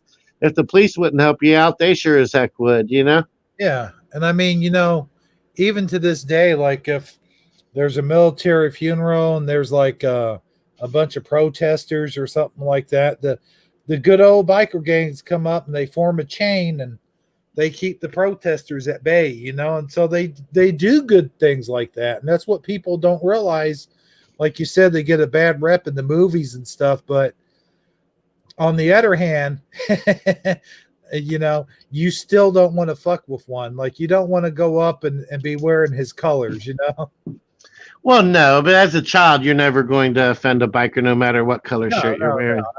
But yeah, you know, when they are about that life, though. You're right. If it was, they do have spouts between other biker gangs, and I'm sure that's where they get their reputation for being so violent and whatnot. And sometimes they do illegal activities, I'm sure. Oh yeah, I mean, but all in all, you're right. I mean, I've met a lot of biker gangs in my lifetime, and I had a stepdad at one time. His brother was actually president of their chapter. Like it was the what was the name of the group? They don't like to be called gangs anymore. By the way, they don't like. No. They don't like to be called a gang. Yeah. Yeah. A gang is like something that happens in South Central. You know, not Right. They're more organized than that. Club. Yeah. A club. Yeah. A club. Yeah. Biker club. Yeah. But I can't think of the name of the group. And he actually had a tavern called the Iron Horse Tavern. Sounds like it might have been the same gang or club. Yeah. I no, not just the name of the tavern was. And you know what's kind of cool? Like if you had a business and you wanted it protected, you know, like you brought up before, they were kind of like the A team. If you had a business and you wanted protected, they would come, but you had to allow them to come into your business and hang out there and stuff like that. But you put a sticker on your window, a sticker of their with their shield or whatever insignia, yeah. And anytime you had a problem, you put that sticker up and people leave you alone pretty much. Okay. Yeah, I can see where you're going with that. Yeah. Yeah, I remember when I used to run sound for rock groups, sometimes we did the Sturgis bike, like where they go to all the different bars and all that kind of stuff, you know, like they do a bike run. And I did a couple charity events for them. Like the band would basically play their event for free, because one of them had died or, you know, had got hit by a car or something like that when they were out, you know, doing or riding or whatever. And they were trying to raise money for his funeral expenses or something like that. I would do that. I would do that gig for free. I never had a problem with that. Yeah, I just Storm Riders. They were called the Storm Riders. I just remembered. Exactly. That sounds about right. Yeah. And then when you would do that gig for free, I mean, when you showed up, you didn't make any money per se. Like I do a gig where I'm running sound for a band or multiple bands or whatever. You know, I walk out of there with at least $150, $200, and maybe I didn't walk out with any cash in my hand, but the people that I met and the friends that I made and the food that was being served and the drinks and the just all the fun and the excitement of that. Of being in an event like that, that was worth more than the money could ever be worth, you know? Oh, yeah. And the knowing that you're doing it for a good cause, to helping a family, you know, whose father or husband had just recently passed away, you know, unexpectedly. I mean, there was nothing like that, man. It was just good vibes. Yeah. You know, and another thing is, I remember when we had a restaurant at one time and we were working the restaurant, and sometimes the biker clubs would do their poker run, and they would come from all over. They would do the poker run, and they would come in and eat, you know, and a lot of times, my stepdad at the time, who I won't mention, you know, because he's kind of a dick, but he would let them eat for free, you know. Gotcha. That makes sense. And they would distribute, like they would raise money, like you said, for like for handicapped people or for like broken children or for like homeless people, you know, stuff like that. Mm-hmm. Yeah, they really do. They really do, they do try to find good causes to put their efforts into. They're not always all about the drugs, sex, and rock and roll they're usually associated with. Right. Yeah. Hollywood kind of puts them in that sort of light, you know, because, you know, at one time, yeah, did they get crazy and wild from time to time? You bet your sweet blood they did, of course. But that was, you know, that wasn't an That's all the time thing. And that well, wasn't all no, of them. that they were just exercising their rights as an American. Right. But you know, even in like the A Team shows and the Knight Rider shows and shows of the 80s, they would show like biker gangs coming into town, like they were the big bad biker gangs, you know, and they would take over the town and turn Right. it Well, I down. mean, that's how if you live in a conservative neighborhood with everybody's got cookie cutter houses and is wearing polo shirts and khaki pants and penny loafers, grandma's grabbing her pearls when she sees that gang of bike riders travel down Main Street. Yeah, I mean, in their leather jackets and crazy tattoos and piercings. Yeah, I mean, it's like they don't fit they don't fit the mold, you know what I mean, that everybody's accustomed to. Oh yeah, absolutely. No, I agree. They're good people. Oh, I just got caught on my witchabadoodle. That's weird. Huh, almost tripped on it. Um, okay, so here's what we're gonna do. All right. We're going to go to a few commercial breaks, and when we come back, we're going to talk about the MASH series. All right, let me go ahead and get up our commercial breaks. Okay, All right, let's hear it. Let's see it. Let's do it. let's go here. Pictures. Let's see here. Do do do do do do do do do do. Do do do do do do do do do do do do.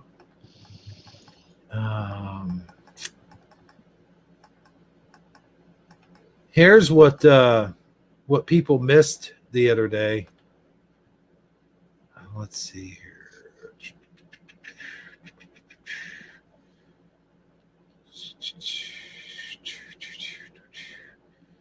All right, here it is. Why did it say error?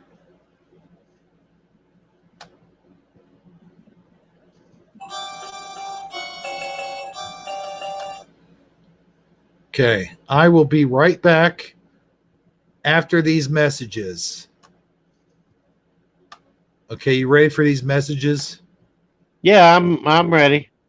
All right, here we go.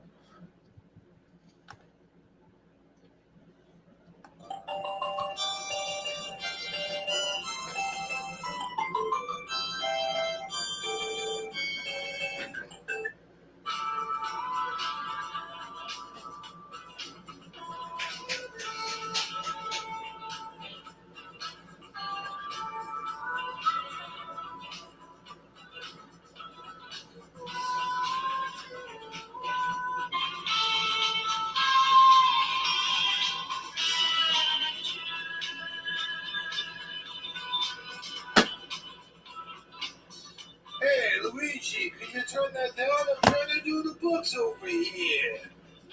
Hey, sorry, Mario. I'm trying to watch MTV. Yeah, I turn it down. Ah, that's better. Oh, I can hear myself think over here. Oh, boy, Mamma Mia. If we don't get any clothes pretty soon, we're going to go straight out of business. Yeah. It's just a matter of time, Mario. I'm telling you, we're going to get some business soon. You see. I sure hope so.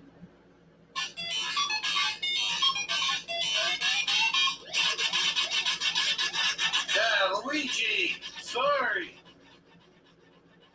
Yeah, is that better? Yeah. I don't know why you gotta play that crazy game anyway. After Pauline left you, that's all you do is play video games all day long. Video games, this and that. Yeah, I still say Pauline was after you, Mario. That's crazy. Hey, Luigi. Come on. What, are you kidding me? She loved you, Luigi. She loved you. Whatever, Mario. It was you that saved her from that big hairy ape. That's right. Yeah. I wonder whatever happened to that guy anyway. I don't know, Mario. I think he fell off a crap.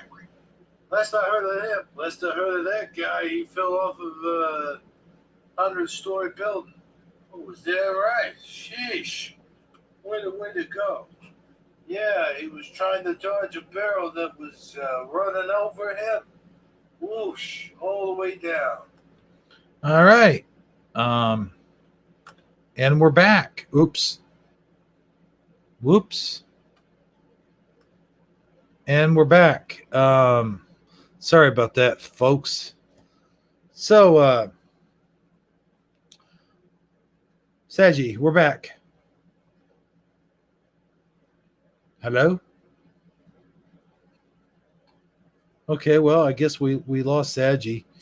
But here's no, I'm here. I just was reading about the Australian woman who got arrested in her living room.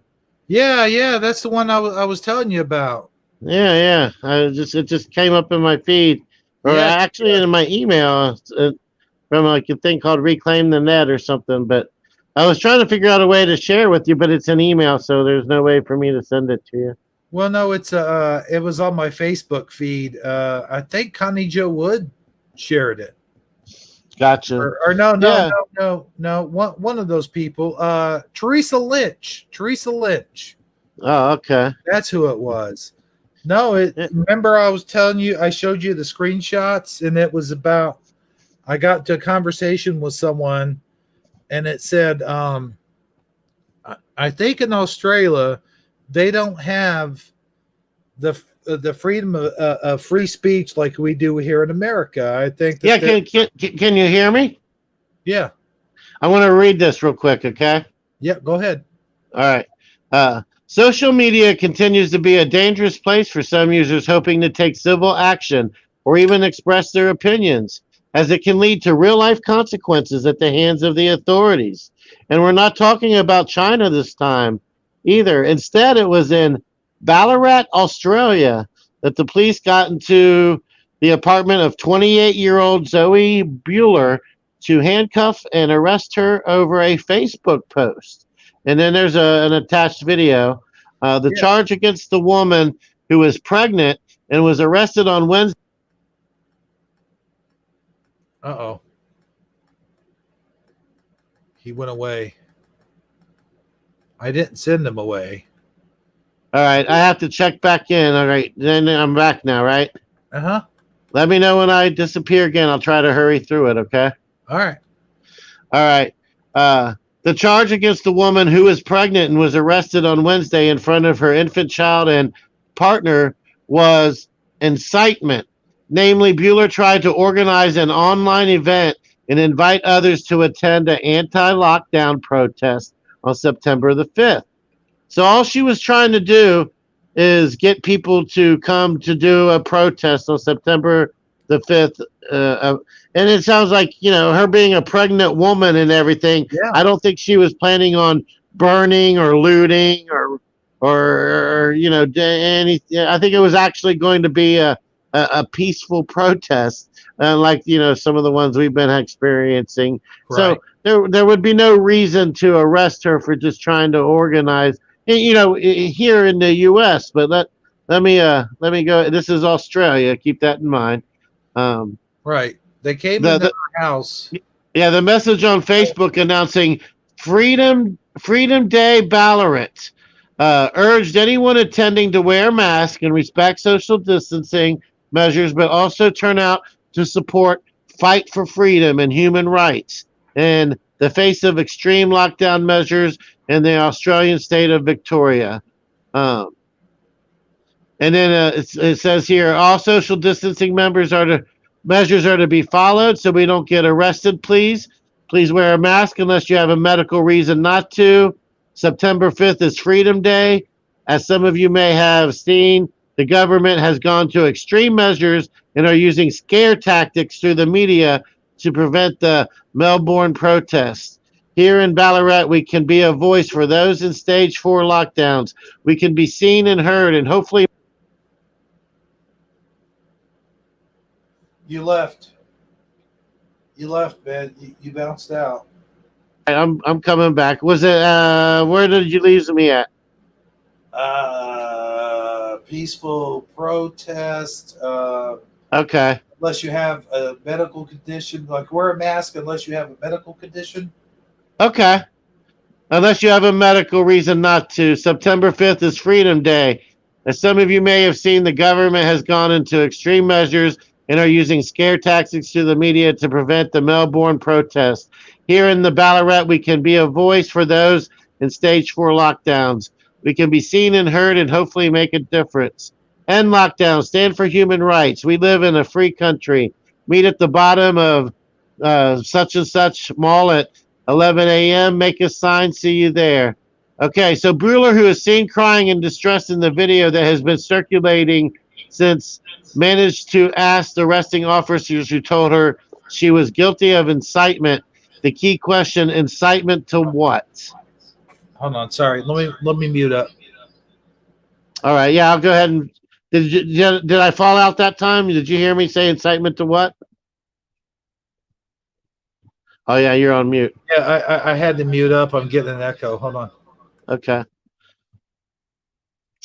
Her offer to delete the post also fell on deaf ears since the police told her she had already committed the offense. The woman was later formally charged and released on bail. The local police doubled down on their comments for the media, saying dissenters who actually attend the protest, instead of merely posting on Facebook about it, will also be dealt with swiftly and firmly, arrested and or made to pay a $1,652 fine. It's not at all unusual for social networks to be used to organize protests around the world, and it's also not unusual for governments and authoritarian countries to go to extreme lengths to stop that, including measures like the internet shutdowns. For now, in places like Australia, the authorities seem satisfied.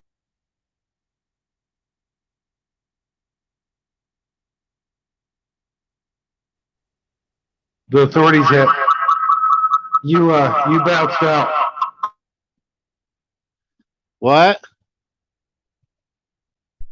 You bounced out.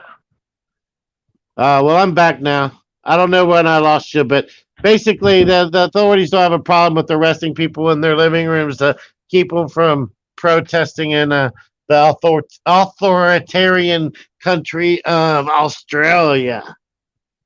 Well, that's Oh weird. man. What we got going on here? Who's this guy? Hi, I'm Superman Boots. Remember? Ah, Superman's boots. Last time I thought you sounded different. Your voice has changed. Well, I don't know what happened. Okay, well, how you doing, Superman boots? Well, I'm doing pretty good. Except I've been listening to your broadcast, and that's a shame about the Australian women, and all that stuff. Yeah.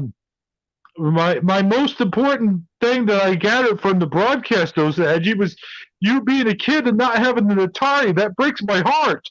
When I was a kid, I had an Intellivision system, and I used to play it every day. I mean, I had all the games and everything, I had baseball, I had boxing, I had poker and blackjack. It was fun. Ah, well, they didn't have them yet. I mean, they didn't even invent it until I was 12, so. Yeah, but Atari came out in 1977, didn't it?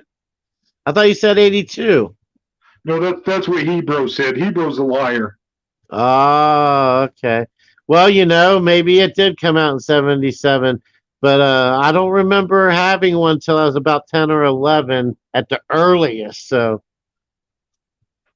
Oh, and I don't even think okay. I had one then. I think but I didn't feel like I was missing anything. So don't be so sad for me. Is what I'm trying to get at. Oh, okay. Well, we had Nintendos when I was a kid, and we used to trade video games, and we used to go down to the video game store. That was the thing to do on a Saturday night. Is like go down to the video game store and rent a bunch of movies and some video games and buy a bunch of junk food, and then we would spend time on a Saturday night. But this is like way into junior high, is what you have to understand. But we used to do that kind of stuff. It was fun. Okay. Well, that sounds like it was fun. Yeah, we had video stores. We didn't have video game stores, but we could rent movies, and we would get like a VHS tape and bring it home and put it in the VCR, and then we would be kind and rewind it when we were done. Oh yeah, I mean that's what we had. We had VHS because there was no such thing as DVD back then. No.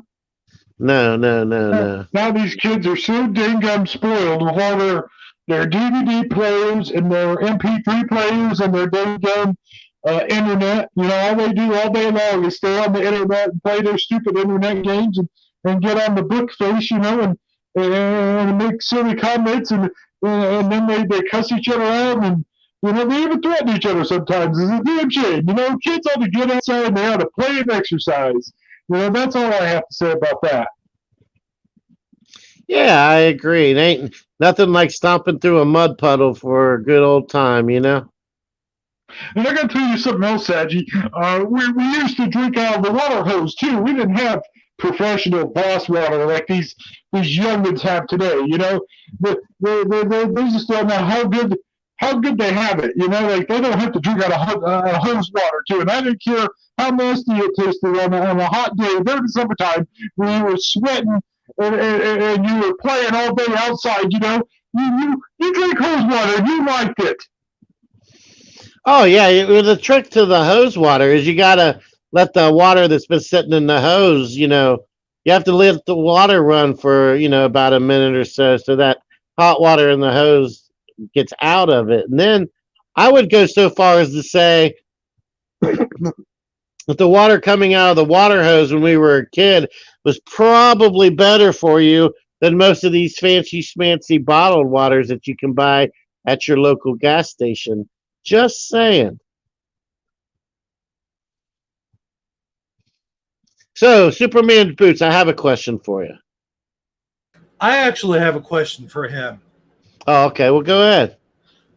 Superman Boots, first of all, how did you get in this broadcast? And I see your name down there at the bottom. It says Dan or the man. I think that's kind of condescending a little bit, but I don't know. It does rhyme. I have to give him points for that.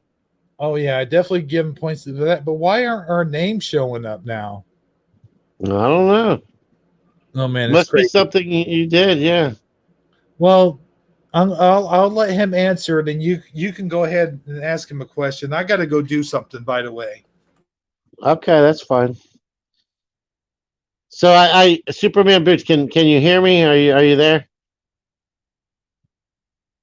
Well, here's my question. I assume that you can hear me. Wait. Let me answer Hebrew's question real quick. Okay, go ahead. Hebrew, I chose the man because I'm Superman Boots, and as everybody knows, Superman Boots is the man. And my father's name was Dan.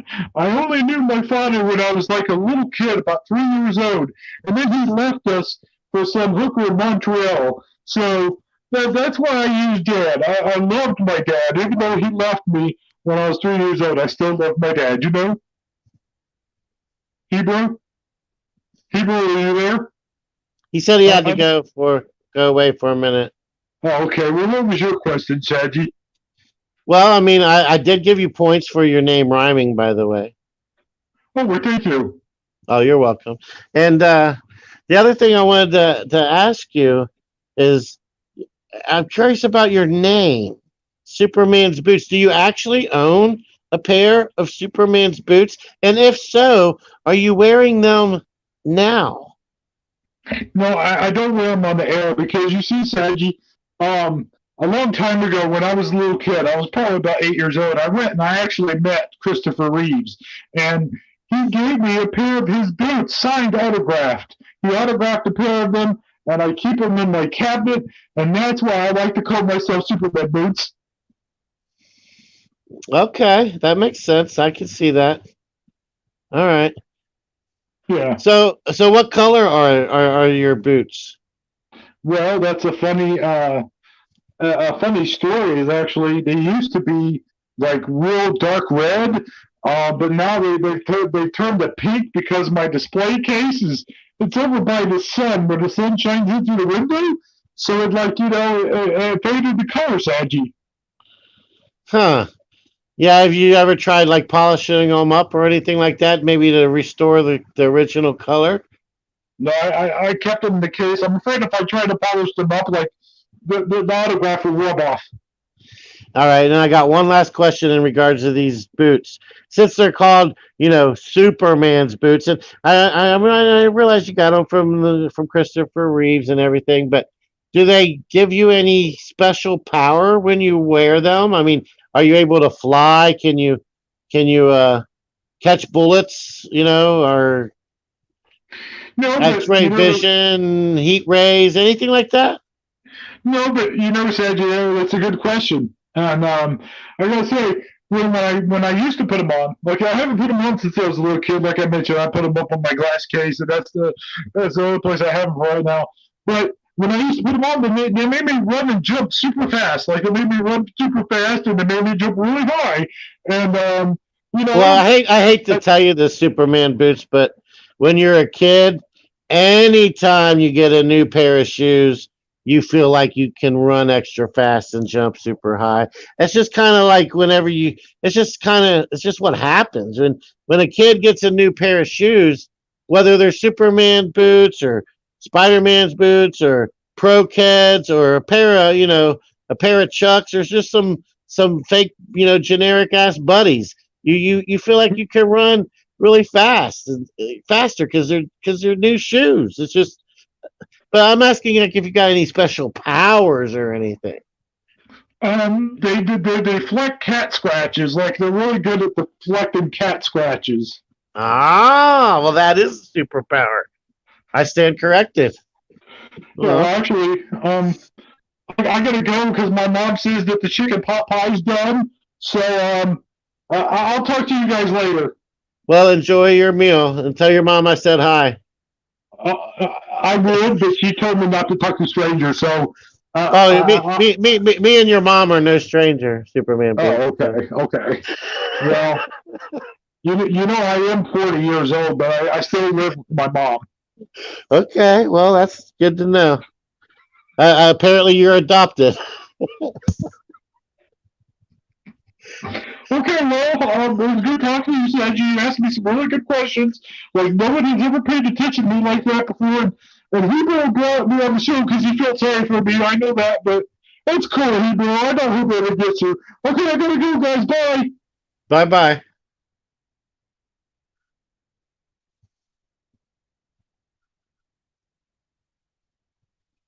Hebrew, are you back? You just missed Superman boots. Oh, did I? Yeah. That was really weird. I heard him, but you see, I was in the bathroom when he was talking. So I didn't really, he sounds kind of weird, Yeah, he does. He has a really strange voice. Yeah. And I kind of feel sorry for him because he does live with his mom in the basement. That's what he told me.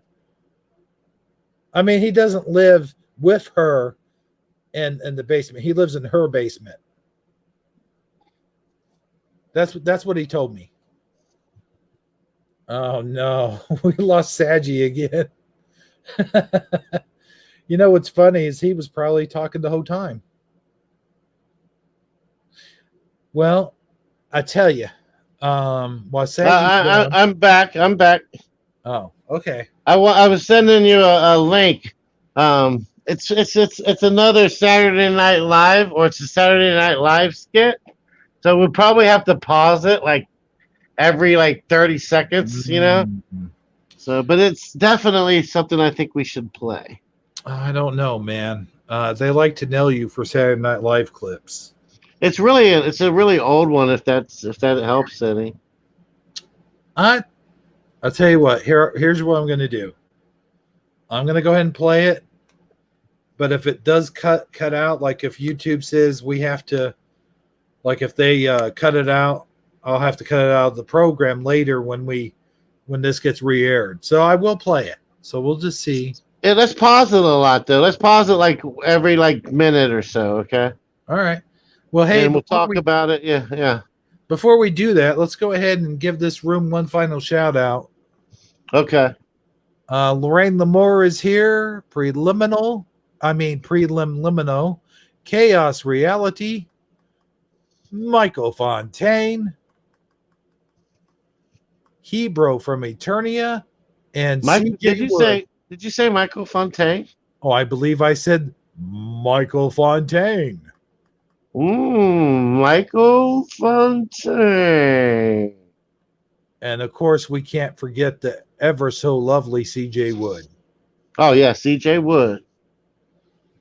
Now then, this clip from Saturday Night Live, can you set it up, or do you just want to surprise us? Yeah, let's just go right into it.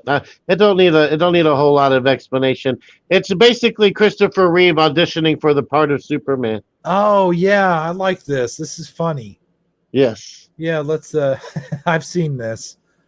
It's quite hilarious. Let me go ahead and get it going here. Rachel, tell the. And that, of course, is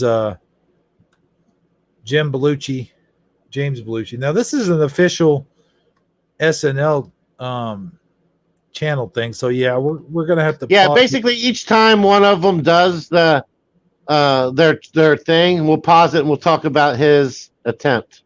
All right. How am I so far? Oh, I haven't shared it yet. No. Hold on. Let's go ahead and do that.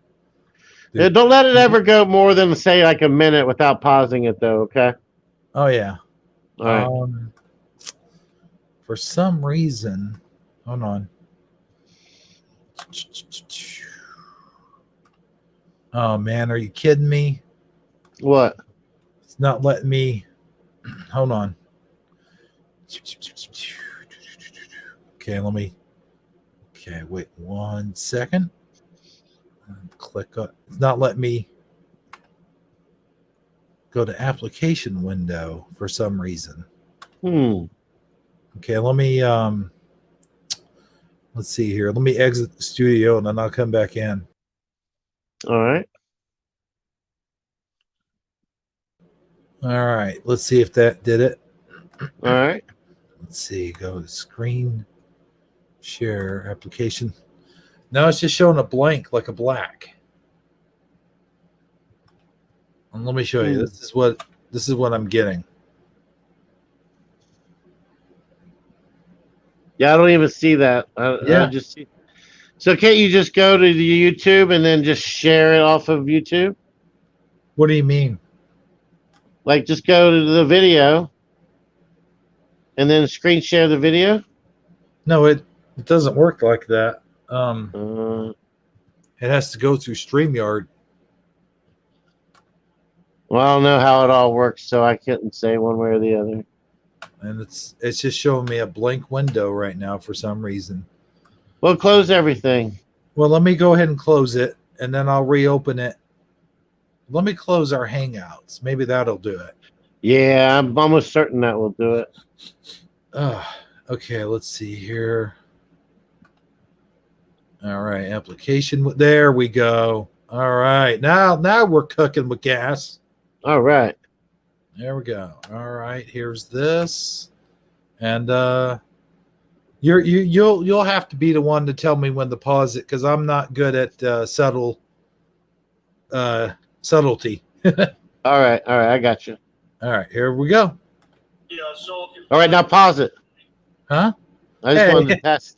That was a test. Okay. Uh, Very, okay. very All funny. right.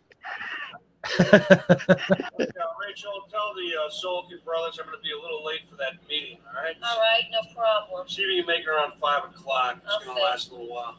All right, send in that final 3, will you? Okay. I meant to say James Bellucci. This is John's younger brother. I believe he's. That's great. Yeah, it's been I've watched that before, but it's been a little while, I got to tell you.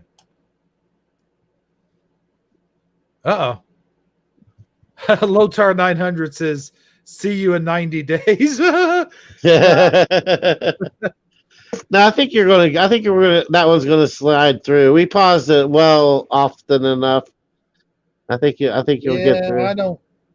Let's not keep saying the words and all the things that make them look harder at it. Though, you know what I mean? Right, like Saturday Night Live and copyright strike, yeah, things like that. Christopher Reeve. Yeah. Oh, I think you could say Christopher Reeve. Oh, but you can't say copyright strike? Well, when you talk about copyright strikes, you're probably going to raise the algorithm to look for copyright strikes, wouldn't you assume that's how it works? Then I tell you what, I won't say copyright strikes. No, and I promise I won't say copyright strike either. I won't even say it like 2 or 3 times in a row. Copyright strike, copyright strike, copyright strike. I won't do that. No, definitely don't do that. Don't say copyright strike, copyright strike, copyright strike. That would be bad. Exactly. That could very well get us a copyright strike. Yeah, you never know. Something like that probably would get you a copyright strike.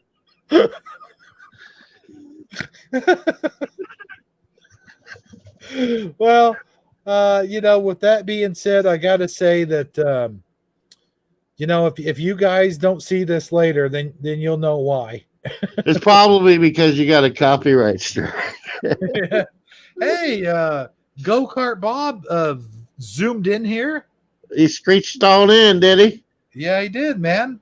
I'm glad to see him. He must have heard us talking about him earlier on when we were talking about him getting fueled up on Green in a minute. Oh, they're saying we were off the air. They took us off the air while we were playing it. So you have to rewind it and start all over. Oh, okay. Well, let's we'll leave the broadcast and we'll start the broadcast all over. No, I think they really did black you out when you were playing it. No. Yeah, I'm serious. Really? They do that sometimes. You think so? I think so. Even though we were excessively pausing it. That's pretty crazy. No, I don't. I think Lotar's pulling our chain. Well, bring it back up on the screen and I'll go back and look on YouTube and see if it really happens. Or you want to do it that way? Nah. All right. I guess we'll just have to find out later. Yeah. I tell you what, if they did, then all I'd really have to do is just go in and take it out. No, they already took it out for you. No. Oh, crap. Go-Kart Bob says stream unavailable.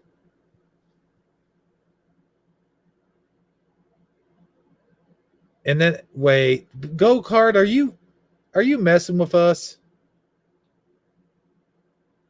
He says stream unavailable, and then he says hello, and then Lotar goes, no. Oh. You guys. I think they're messing with us, Sagi. Sagi muted up. I guess you guys made Sagi. You made Sagi go leave. No, I'm back. And go check it out. Yeah, I did. I went and looked. We're fine. Okay. You guys. Come on. You guys. But we could start over just for the heck of it.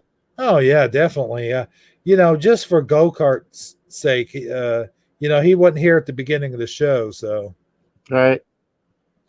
No, man, look, I think we are honestly going to end it here. We're at the 2 hour and 20-minute mark, and you were saying at the beginning of the show that you're running on low energy. Am I correct in assuming that? Well, I did ideally want to keep the show at between 2.5 hours. So, and yeah, so we're right on point for that. So I'm fine with that. If you're ready to wrap it up, I have other things I'd like to do this evening besides, as much as I've enjoyed being here and doing this with you, I do have other things I'd like to attend to. Yes.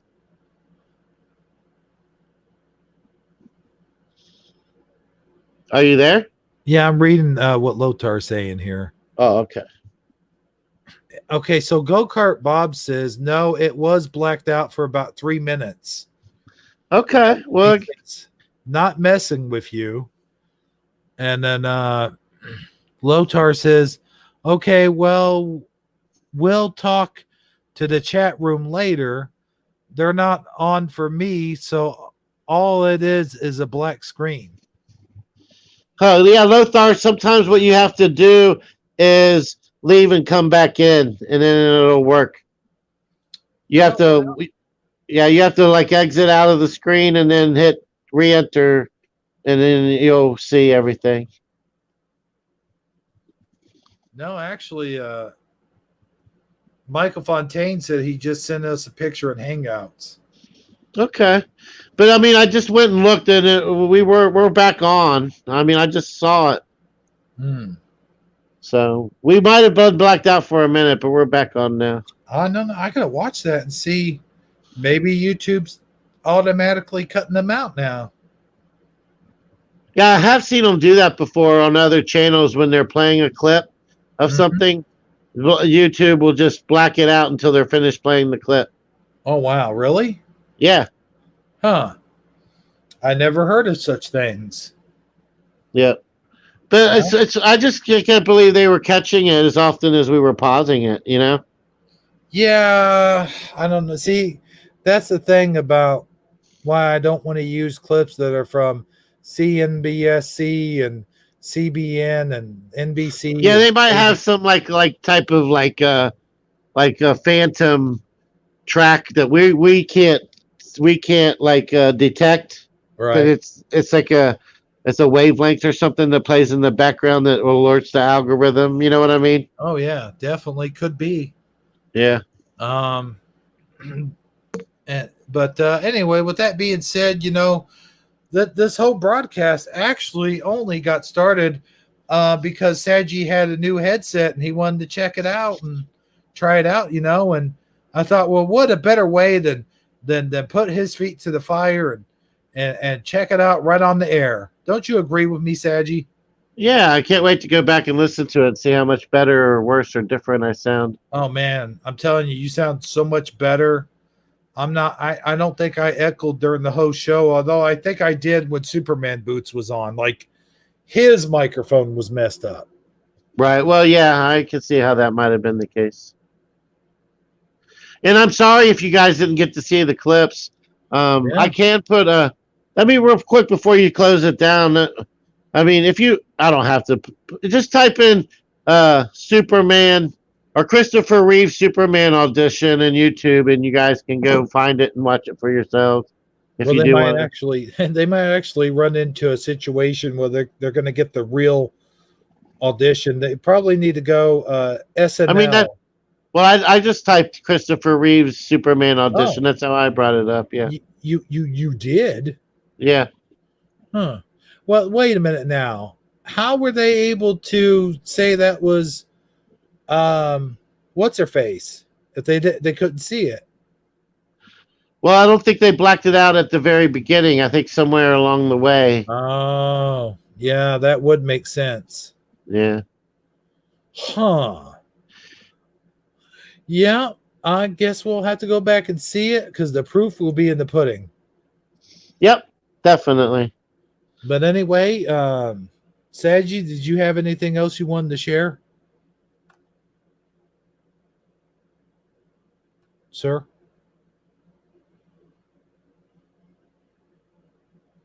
Hello? Hello? Hello, Mr. Sagi? Yeah, I'm back. Can you hear me? Oh, yeah. I was watching I was watching to see where we blacked out at, but I don't see it. So I don't know. All right, let's go ahead and end the show, my friend. All right, cool. So I already named all the names. I already shut off all the lights.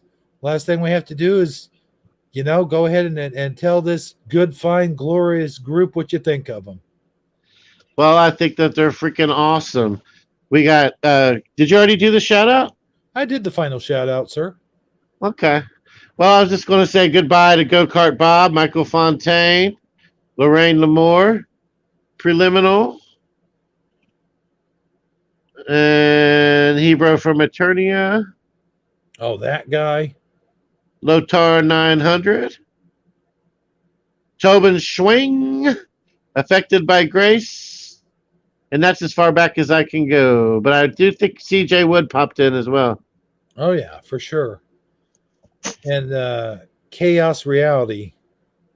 Okay. So I guess that's the end of the show then. All right. Thanks for joining us, guys. I hope you had a good time, and I hope you enjoyed listening to us tonight. All right. That's a goodbye from me, too. This has been Whisper Wednesday, and we'll check all you guys out on Shifty Sunday. Be there or be square. Good night, everybody. Let's see. Which outro should I play? Taco Tuesday. The Saturday morning cartoon show. You know what? I think I'm going to go with this one. I haven't played this outro in a long time. All right. Good night, everybody. Hang in there and drive home safely. We'll be here all week. Woo! Try the veal.